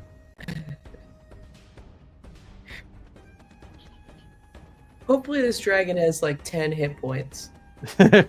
Well, Scrat's tearing him up, so Oh, that's good. Oh yeah, that's true. He did a lot of damage to him. as long as he can stay doing damage to him. That would be excellent. Fortunately, I can do not much of any fun damage, but I'm better purposed to heal, so That is critical. Yes. Critical. Seems like it's already being needed. Yes. I missed a little bit, but was Scrack saying that acid damage was best for the Yes. dragon? yes, acid, it's vulnerable to acid. Oh, excellent. Yeah, so it doubled damaged on him. I think he rolled a 12 and it came out with 24, so Oh, fabulous. yeah. Good to hear it. Chromatic orb acid or Yes, that's what Yeah. I'm thinking. aha. Huzzah.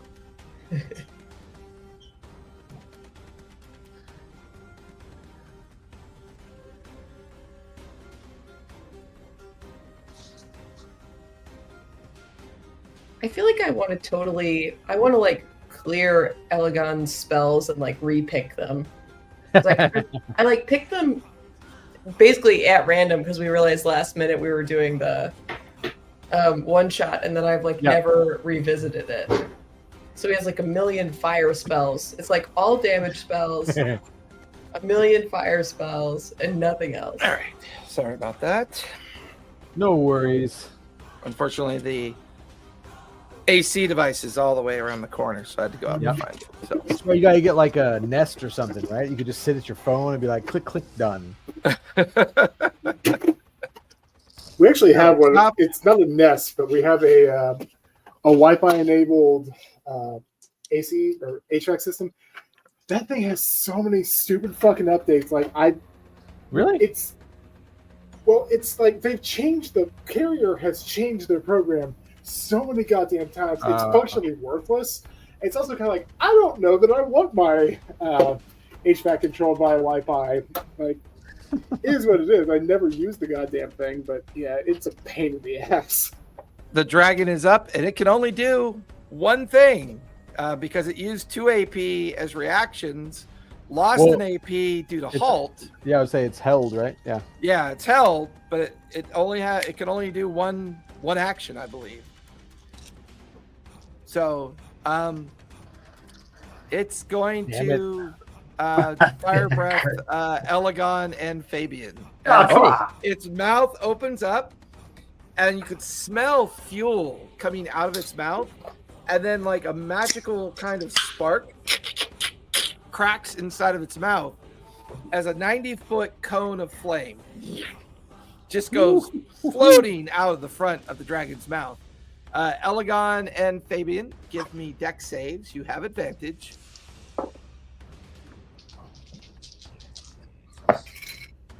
I got a 16. That is 12. the DC. 12, so I fail. Okay. Well, can I? So, hang on. Let me read this again. One of my special things. Whenever someone does a D20 test, you can use your reaction to roll 1d6 and add the result to the total. Oh. My Cosmic Omen. Yeah, Cosmic Omen, go for it. See if I can give you a little help there.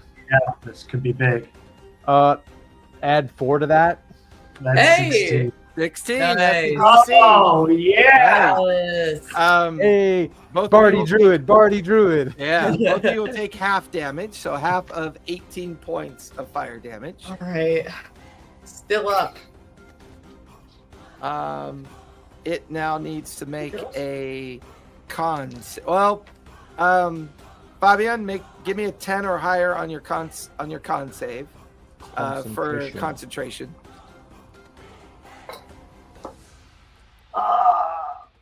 That was a nat 1.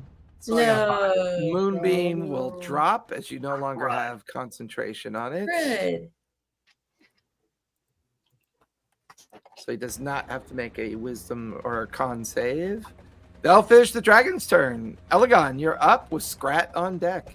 Okay. That halt spell was pretty big, though. That was a good idea. The command. Once again, a spell that not a lot of people use. And I feel like now that we play the AP system, you guys tend to use spells now that most people don't want to use because you have more versatility, if that makes sense. You have an option to screw up one spell and still do something else. Exactly. Yeah. Like I was able to Misty Step out of there and then still try to do damage. It was great. I'm going to throw a chromatic orb that does acid damage at the dragon. It's I have to make an attack roll. It's plus 7. Spell attack. Okay. Ugh, come on. It's an 11. 11. You watch as the chromatic orb arcs over and away. As it goes to slam into the dragon kind of flourishes its wings, and then the orb kind of just drifts away and cracks and breaks apart on the ground beside it. Can I burn an extra AP to do an advantage? Can you do that with spells? Okay, let me try one more time. That would be 3 AP. Okay. Come on, dice. That's a 15 plus 7 is a 22. That'll definitely hit with an extra All D4 right. damage. Okay. It is vulnerable to acid. So if you choose acid as the damage, roll twice the dice. Okay, so I'm gonna choose acid as the damage, and let's see, it would be 4d8, so I'm rolling 8d8. Yep. Wow. Yes. Nice. All right. Somebody's yelling. I gotta go take a look. Okay. Okay. So that's 6 plus 7 is 13. Plus 3 is 16. Plus 2 is 18. Plus 1 is 19. That's, have I rolled 5 now? Yep. 5. You got 3 Plus left. 5 is 24. Plus 4 is 28. Plus an 8 is 32. 36. Or yeah, 36. 36. Yeah, Yeah. 36 Nice. points of acid damage. You guys watch Nice. as the orb just explodes across the neck and chest of the clockwork dragon. Pitted metal, smoking, just kind of, it actually staggers the dragon underneath the weight of the explosion of the acid. It's taken some damage, but it's still on its feet. Okay. I am going to use my last AP to try and run around the corner and hide. Because I have 3 hit points. Well, I can't heal you around the corner. Well, you're not going to be able to heal me anyhow, because you're all the way over there. Yeah. I don't want to get killed trying to run away from this Yeah. thing. So I'm just going to lay low. All right, that's my turn. All right. That'll finish Elegon's turn. Scrat, you are up. Okay. First up, am I still higher than the dragon? Do I still get You advantage on the still roll? are higher than the dragon because it could not move during its turn. All right. So I'm going to go ahead and attack it with the acid rifle again. Okay.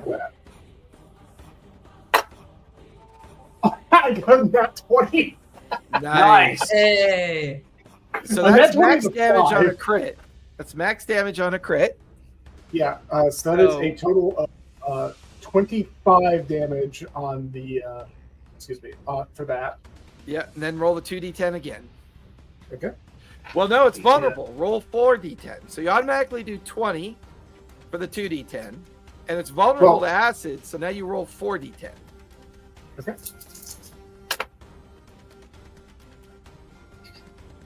Five. Nice. 14. Sorry, having the zeros is fucking me up a little bit. 19 on that. Okay. So 19 that's plus now- 20 is 39 plus 5. That's 44 points of damage on your first shot.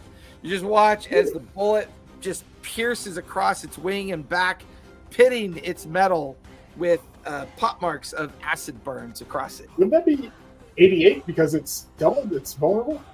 No, you roll twice the dice for vulnerability. Oh, okay. My bad. Because I thought it was I got you. So your 20 points was because of the crit, because you Right. maxed the 2d10. Then it's vulnerable, so you roll twice the dice, so that's 4d10. The combination of those two plus your bonus brings you up to 44. I got you. Okay. So now How many because attacks I do you didn't- get now? Do you get 2? I only have Or you- one. That's Okay, so you still have 1. 'Cause So that's 1 AP. You still got 3 AP left. Nice. okay. Keep So shooting I them. didn't know this last time, and it wasn't worth going back. I can use Hunter's Mark as a bonus action without using a spell slot. So I am going to go ahead and do that. I can That's use it what I twice for thought. one round. That's what I thought Hunter's Mark lets you do. So So I can go ahead and hit him with, what is it? And I think it gives me. I need to read up on what that's, but it gives me 1d6 force damage, which is great and cool. D6 or D4? Sorry? Is Hunter's Mark a D6 or a D4? Mine's a d6. it's a Um, D6. Okay. I just can't remember. My psychic thing on Foreign is a D4. Are you doing sneak attack damage on that first shot? No, because I did not think I was able to, because it has to be. I'm standing next to it. Oh, No, okay. sneak attack kicks in whenever you have advantage on your attack. Okay, I have not, but I'll go ahead and roll because I get 3 d6 damage that I can assign out. Well, you automatically know do who- 18 because of your crit. Okay. So now So, you're going to roll 3d6 and add that to the 18. Right. Let me check on something because I don't know if any of the effects can affect it. Because they are. No, sneak attack One of is the- just the straight damage roll of a sneak attack. No, Well, this he's is doing a- the new rogue rules where he can new rogue. take one of his things. Yeah. That's right. There's something in there about one of them had to be like medium or smaller creature. I'm just making sure that there aren't any other things in there. Gotcha. Yeah.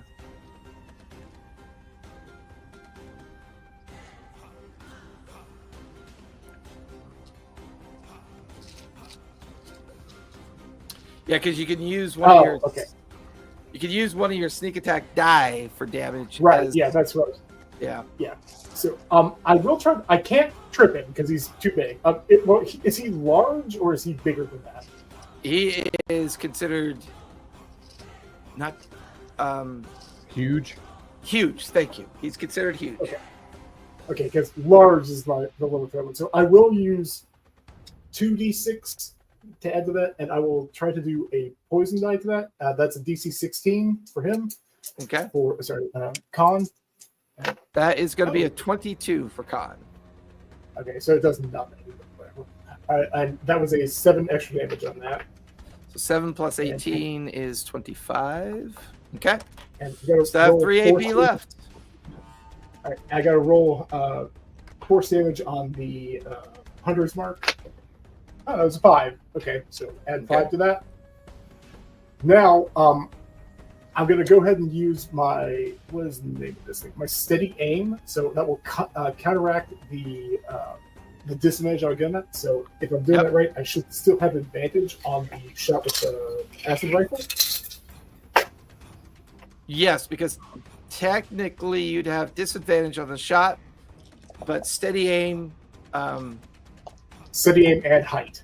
and height. Yeah, so you still have advantage. Go for it. All right, I just did that, and that is, I believe that's a 25 to hit. Let me double check. 25 will hit with an extra 17 plus D4. Okay, extra D4. Good. So 2d10 plus D4. It's 4d10 plus a D4 Right. because it's vulnerable to That's acid. okay. All right, so let's see what we got. That is 10, 19, 22, 37, 31. Oh, and force damage. D6 for the force damage. Whatever I just said plus 2. I think that was 33, and they're in my hands. I can't count. Yep. Okay. So that works for me. And I have 2 AP left. Is that 2 correct? AP. Okay. If you use because you're using steady aim, you can no longer move. Right. Yeah. I mean, that's.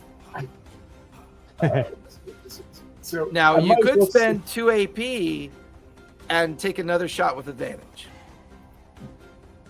Otherwise, you're taking this shot with disadvantage. Well, remember, I can always switch weapons too. What? It would be standard. It's not attack, the though. weapons that matter; it's the target. I thought it was like because in previous ones we could switch. I could switch over to like a different thing that reset the disadvantage. No, it's different target. If you're making consecutive ranged attacks on the same target, it builds the disadvantage. Okay. Well, I'll go ahead and try one at standard because. Okay, so I'll be at disadvantage. All right. Yeah. And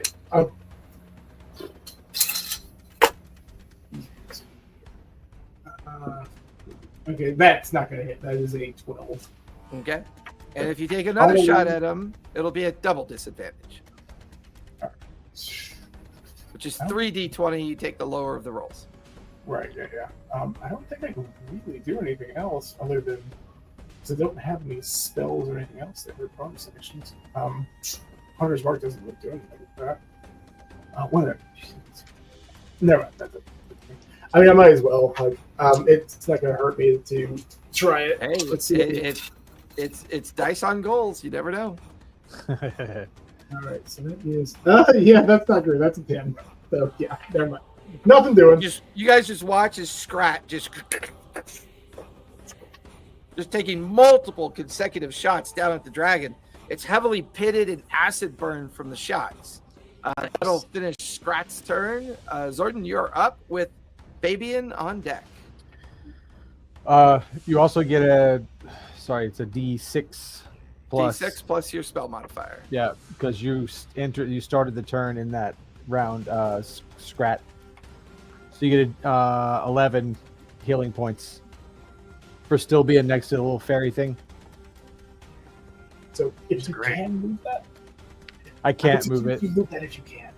Yep, I can't. If I could, I would. Yeah, I would already. So that's freebie for there. All right. Let's try. I'm gonna try and thunder wave it just to get it away from me because I don't like standing next to the damn thing. Yeah, go for it. All right. It's a con 16. That is a 14 plus 6 is a dirty 20. Okay. Yeah. So it'll take half damage. Yeah. Let me grab another D8. The real metal quick. plates all rattle with the thunder wave. Hey, I rolled an 8 and a 6 though, so that's 14 Nice. thunder damage. I'll take that. So that's 2 AP. Boy, if I could move, it would be awesome. All you misty steppers over here. That's I sure don't know what you mean. That would be awesome for me as well, but yeah. Well, I'm trying to keep you alive too, so. And I can't. I think everybody's out of the 30-foot range, so I can't. If I heal somebody, I can't bounce it on somebody else. So, yeah. So I'm just with my next one. You can Let's bounce it on see. yourself, can't you? Well, I have to cast the spell though. I have, and nobody's in range for me to cast. Yeah, just the residual effects of the spell doesn't trigger it. It has to be specifically. It says cast the spell. Yeah. Okay. So, actually, can I cast or can I cast dancing lights earlier? Hang on, let me make sure. Oh, their concentration. Never mind. Yeah. Not gonna do that because that would lose the other thing. Yeah. Correct. Right. Sorry. Yeah. All right. Let's try Guiding Bolt again. Let me double check how many times I can use this one. Oh, maybe it's just that I have the spell. Never mind. Sorry. Let me take it off. I didn't take it off last time. I'm misreading my sheet. No worries. Sorry. Never mind. Not. Yeah, I'm just gonna use my Starry Wisp cantrip. Okay, I'll just use my cantrip. So it's a Starry Wisp cantrip, 2d8 plus 5. If I hit, it's a spell attack roll. Go for it. So that's an 18. That is its armor class. All right. Nice. All right. So that's 2d8 plus 5, which is gonna be 8 plus 5 is 13 radiant damage. And then if I do it again, it's with disadvantage, right? Yeah. Okay, so I'll go and do it again. Okay. So yeah, do it again. With disadvantage, it's a miss. 17. Okay. That'll miss.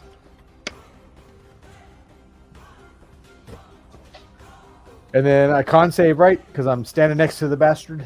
Yeah, you end your turn in base with them, so yeah, Yeah. you can con save. Yay. 15 plus 2, 17. 17 will succeed. That is the DC. Whew. Therefore, you take no fire damage. Getting lucky is all. That'll finish your turn. Fabian, you are up with the dragon on deck at the top of the third round. All right.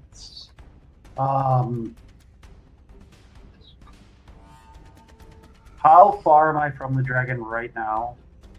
30 feet? 15, 20, 25, 30 feet, yeah. Okay. Well, first, Misty Step over next to Elegon. Okay.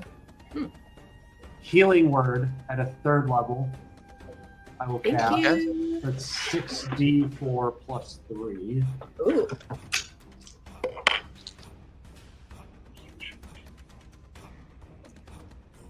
2, 5, 6, 10, 11. How many was that? How many rolls was that? That was 5 rolls. 5. 15 plus 4, 19 HP. Awesome. Amazing. So I still have 2 actions, correct? 2 AP. Yep. 2 AP.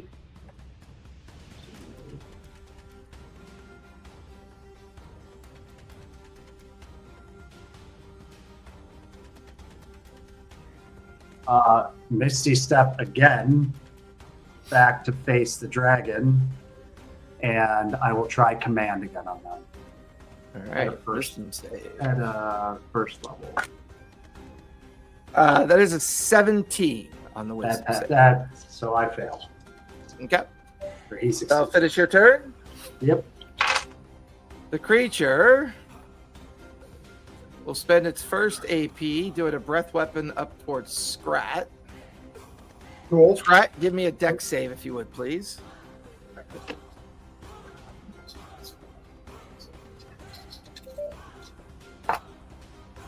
Let's see. 17. 17, that is the DC. You'll take half of 18 points of fire damage. Ow. The dragon's going to spend its next AP doing a bite and tail whip onto Zordon. That is a 22 on the bite Ugh. and a 26 on the tail. Yeah, both hit. Okay. The bite is going to be 8 plus 5, 13 points of piercing damage. Okay. And the tail is going to be 8 points of bludgeoning damage. Okay. And I got to make 2 con saves for Yep, 10 or concentration. higher. Yep. Ooh, good look at that. Yeah, 10 and an 18. Nice. It is going to fly into base with Fabian. Can I react? Nope, never mind. I don't have a weapon, so I don't have much of a weapon, so I'm just gonna let it fly. Don't want to burn that AP, huh? You It's going to know, use its for final like 5 AP. damage, no. It's going to use its final AP to bite and tail whip into Fabian. That is a 22 and a 19. Oh yeah, those hits. 2d4. All right. So the bite.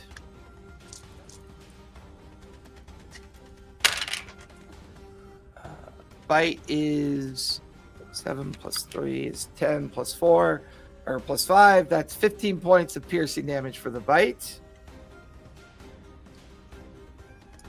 And then Excuse me. Bless you.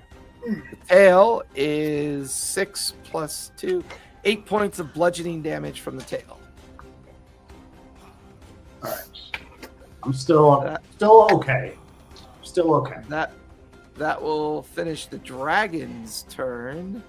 Elegon, you are up with Scrat on deck. All right. I'm going to try and hit this dragon again with a chromatic orb. Go for it.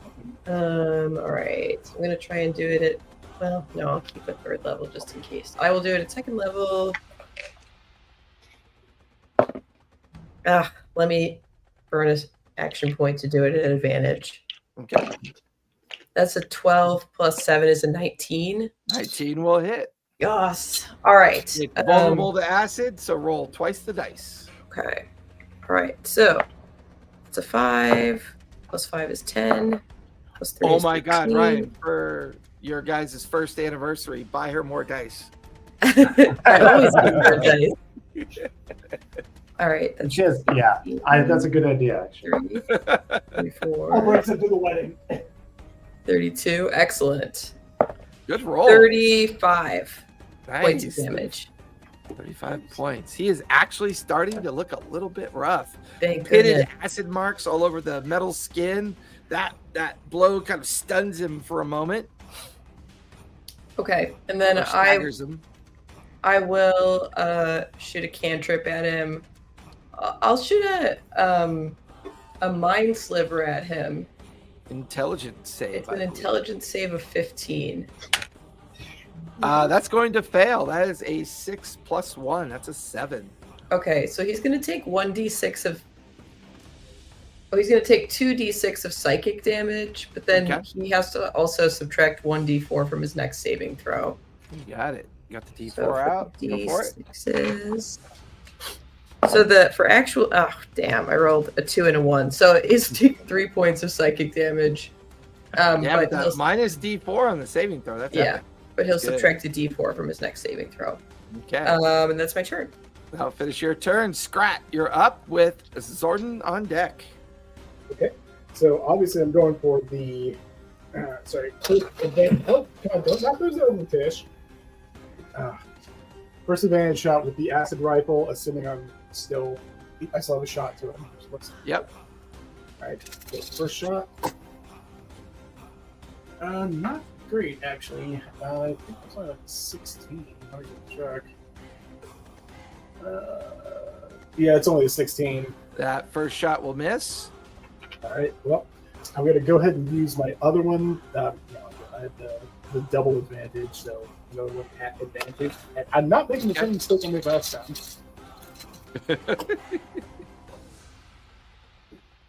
Okay, that's better. That is a 20. I couldn't tell if that was an 18 or 16. That is a 26. 26. That'll hit with an extra D4 of damage. Roll Okay. twice the dice for your acid damage. Okay.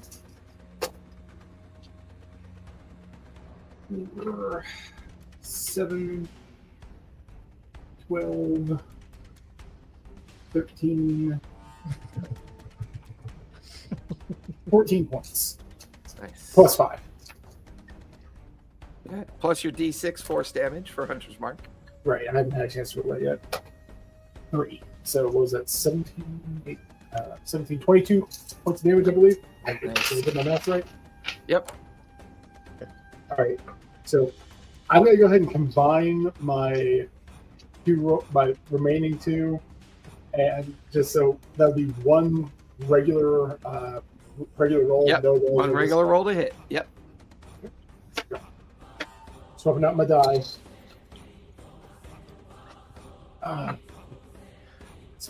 That's another 16. So That one will miss as well. That will finish Scrat's turn. Zordon, you are up with Fabian on deck. Oh, finally. Distance. am I still in the circle of your pixie guy? You are. So here's a D4. Sorry, only 9 that time. Oh no. Only 9 that time. That's how much damage he took last round. Yeah, no, I'm back at it. So your Okay. advantage point back Yeah. here, Zordon. Okay, I'm gonna burn 2 AP to run over to where I can see both of them. So like kind of out across that one diagonal and then further out again. So it'd be 60 total feet. Just gonna put you right about there. Hey, I forgot about this. I did have sneak attack on one of those. Let me roll my 3d6. Yep, 'cause go for it. Okay, and It's only 7, so Okay. 7 plus damage. am I within 60 feet of Elegon? 10, 15, 20, 35, 10, 15, 20, 25, 30. Nope. So you'll have to stop Okay, right yeah, I would say there. I'll stop closer then, yeah, so I can get within 60 feet. Okay, and I'll healing word Elegon, Oh, thank you. Okay. and I'll bounce the heal onto Fabian after that. Okay. So, but I'll do healing word at 2nd level. So that's 2d4. Sorry, so hang on. Yeah, increases by 2d4, so 4d4 plus 5. Okay, there we go. Yeah, making sure I got it right. Let me get my die real quick. It's weird to watch Kurt play a support character. Hey, well, 44 Because you plus really 5. didn't even play your bard much like a support character either. I mean, you Well, I kind of just kept people still. I wasn't doing a lot of healing, but I was doing a lot Yeah. of like maintaining crowd control. Yeah. Crowd control. But that was a great roll. That was 3 out of 4 4s, and the other was a Ooh. 3. So that's 4, 8, 12, 15 plus my modifier, which is 8, so that's 23. Oh my gosh, puts me. That's like I'm up at my max. That's amazing. All right, so you should be feeling good now. And Oh yeah, I'm feeling great. Elegon, I bounce a D8 off of you. That's 7 plus 5 is 12. I That's only for get plus Fabian? 5 on the other one. That's for Fabian, yeah. Oh, baby, for 12? 12? So, yeah, 12 for Fabian, yeah. Oh, sweet. It's the great fun thing about being able to bounce these around. So Yeah, that's fun. that's all my I can do. Okay, that'll That's finish 4 AP, Zorn's yes. turn. Choose Fabian, movement, you choose are spell. up with the dragon on deck at the top of the 4th round. All right, I'm going to cast Moonbeam at a 4th level. Okay. Ooh. Con save. That is 14 plus 6 is a Damn. dirty 20. Yeah, that definitely saves. So half still damage. get What was your 14. DC on that? 14. 14. Oh man, okay. I was Yeah, gonna try my I know. rogue wheel thing again, but I Wait would a have minute. to roll a 6. Wait a minute. -4 from the dirty 20 is a 16 because he does have the effect of psychic. The mind sliver. Mind sliver. Oh thank yeah. you. Oh, So okay. now then its roll I'll is a burn. 16. Well, I'll burn another my cosmic omen. So that's one of my reactions, and I'll. Hey, it's a 6. So Hey! take off of that. So that's a 10. That means he fails the save. Fabulous. 4d10. Killer. Nice. Yay, 1, Bardy Druid. 10, 11, 18, 19 points. 19. Nice. He is starting to look rough. Got 2 AP left. Let's Moonbeam again if we can at a That was third the level. same. Well, Oh, you're gonna Moonbeam is drop his concentration. Concentration. Oh, because it's Yeah. concentration. Anything I really do will probably break. Well, if I Misty Step, does that break the concentration? Nope. No. No. I want to Misty Step.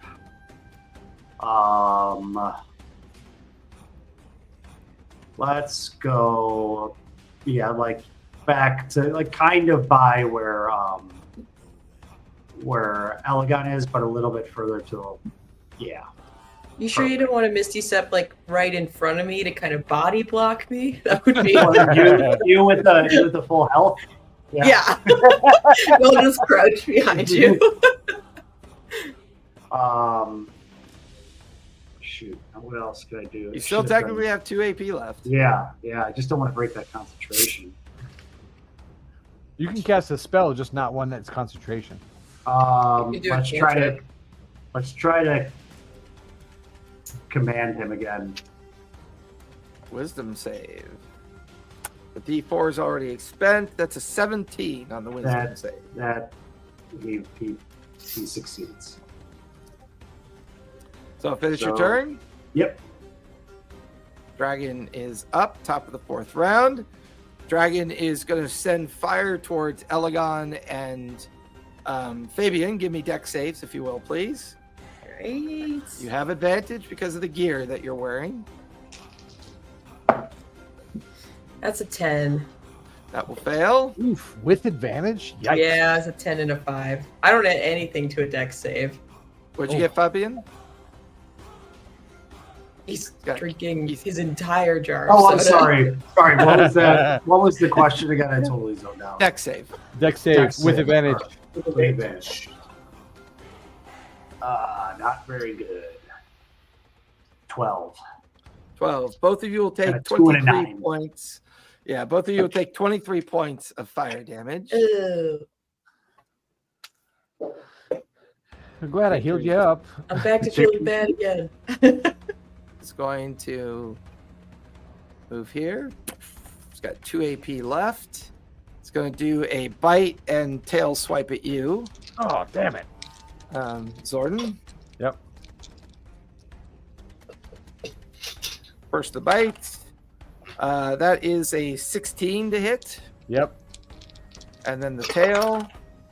Tail is going to miss with a 2 plus 7 is a 9, so that's going to miss. The bite. Do I get the extra D4 with that? No, I have Okay. AC's 15. That's going to be 9 points of piercing damage. Yep. Concentration roll. 18 on concentration. You're good there. He's then going to.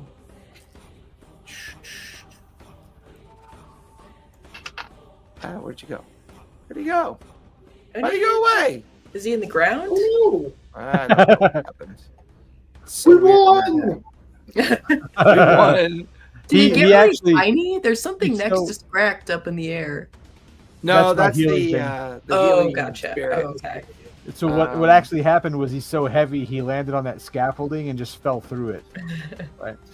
So, while you're trying to find it, is that like Dragon Gigan? Because I love the face, the whole like triangular face shield thing. It just, always my favorite kaiju. I don't even joke about it. I'm into that.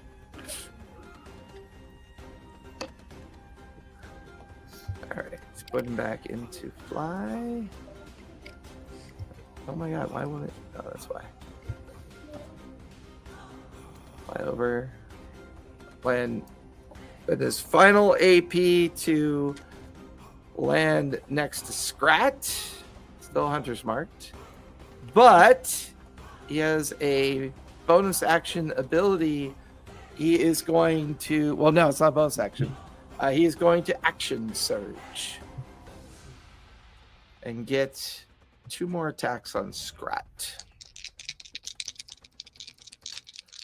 Scrat, you've got a bite and a tail coming at you. The bite is a 21. Yeah, that'll hit. That's +5 too. And the tail is a 17. They both hit. The tail is a regular hit, not a bonus. That is 15 points of piercing damage and 6 points of bludgeoning damage. Oh! Ah! Oh God, it hurts.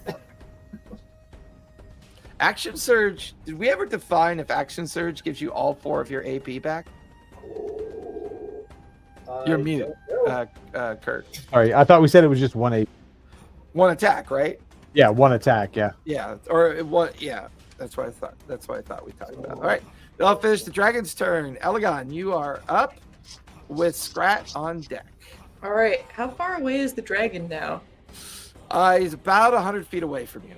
Okay. Well, in that case, I will run 10 feet closer to him. I want to be within 90 feet so I can cast This another gives chromatic you orb. range and line of sight to be right there. Okay. All right. Let me try a 3rd level chromatic orb. All right, go for it. All right. Would love to roll this without. All right. That's a 4. Let me burn another action point. That's a 14. I feel like my dice are like forcing me to use the extra action points. A 14 plus 7 is a 21. That'll definitely hit. All right, and I'll do acid damage again, and this time this was 5d8, so it'll be 10d8. Nice. Nice. All right. Maybe I come should on. roll this through D&D Beyond. And How do I roll? Bottom you, left-hand corner. Okay, you click- I think I figured it out. you tell it how many dice you want to All roll. right, here goes.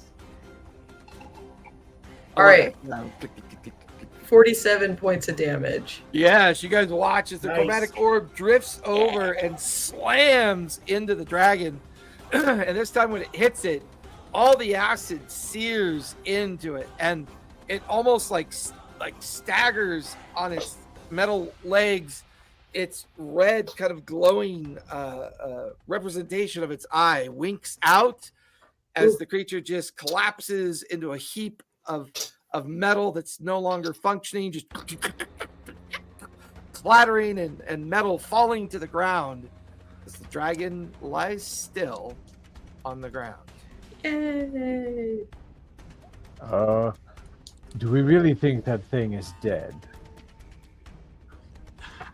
who knows if it can be rebooted or something. So Scrat's like, I mean, presumably it fell like on top of the same shack. Yeah, it came down on top of the house. Its head is like Cylon style, lying like right next to you, where you remember the light was, and that's winked out. And the whole house is like bending under the weight of this collapsed metal clockwork dragon. Oh, I'm definitely trying to like steal whatever the fuck I can from this thing. Give me investigation as you start examining it. Where's my investigation? I think it's great. Yeah, actually, it's pretty good. All right. Nothing intimidating. How are you looking on health? 14 out of 46. Okay, so I've got 7 more charges of that because it lasts for 1 minute. Yeah, and I was taking off my charges, so I've got 7 more charges of that. I can roll. Go ahead and roll 7 quick. times. Yeah. Yeah. All right. That was a 17 on my investigation. 17. 12. The strange metal plate on its head. You see little kind of bolt fusements that have bolted the plate to the front of its face. You can see the nozzles that eject fuel and then a small stone that would spark the fuel. But as you peel off the metal plate where its eye would be, behind it, you could see a stone that looks like the one you have in your possession, the power stone. But this one is empty, no longer infused with power. It looks to be made almost exactly the same way, carved the same way, shows signs that it's made from the same person, as best you can tell. You reach in, you pull out the empty stone, and you have a second power stone, but this one has no power infused into it. Okay. Cool. That's 28 HP. Okay. I saw. Thank you. Yep. So with that, you guys watch as Scrat scampers down the house, goes over to the 3 of you. As you guys walk across the final gantryway, you're now standing in front of the big double doors that look like they enter in to another space beyond the room, the area that you're in. You can see these intense magical glyphs carved in it. And the reason why it's kind of a green and bluish color, because they're these huge brass doors that have patinaed from all the steam, kind of rusting and putting the coloration onto the brass doors. You could see glyphs of warding, protection glyphs, and all sorts of protections put on these double doors. And that's where we're going to finish tonight. So that the next time you guys play these characters, gain access into Crimp's workshop and see. And what's fun is every time Fabian plays, that information gets to get discerned down to the other players because Fabian is one of your guys' connections. So technically your other characters have the potential of knowing what's going on in parallel, as long as, you know, Fabian is getting the information from you guys. So you guys go ahead and linger. We'll talk about schedules. Everyone else, we should be back here next Sunday with the A team, the Crucible team, and then we'll see if they're able to rescue Melody from the Fae Hunters. And Please, you guys get back-to-back combats. That's so cool. So everyone else, be safe, be kind, and don't forget, play a game. We'll see y'all next week. Good night, everybody. Come on, Tish.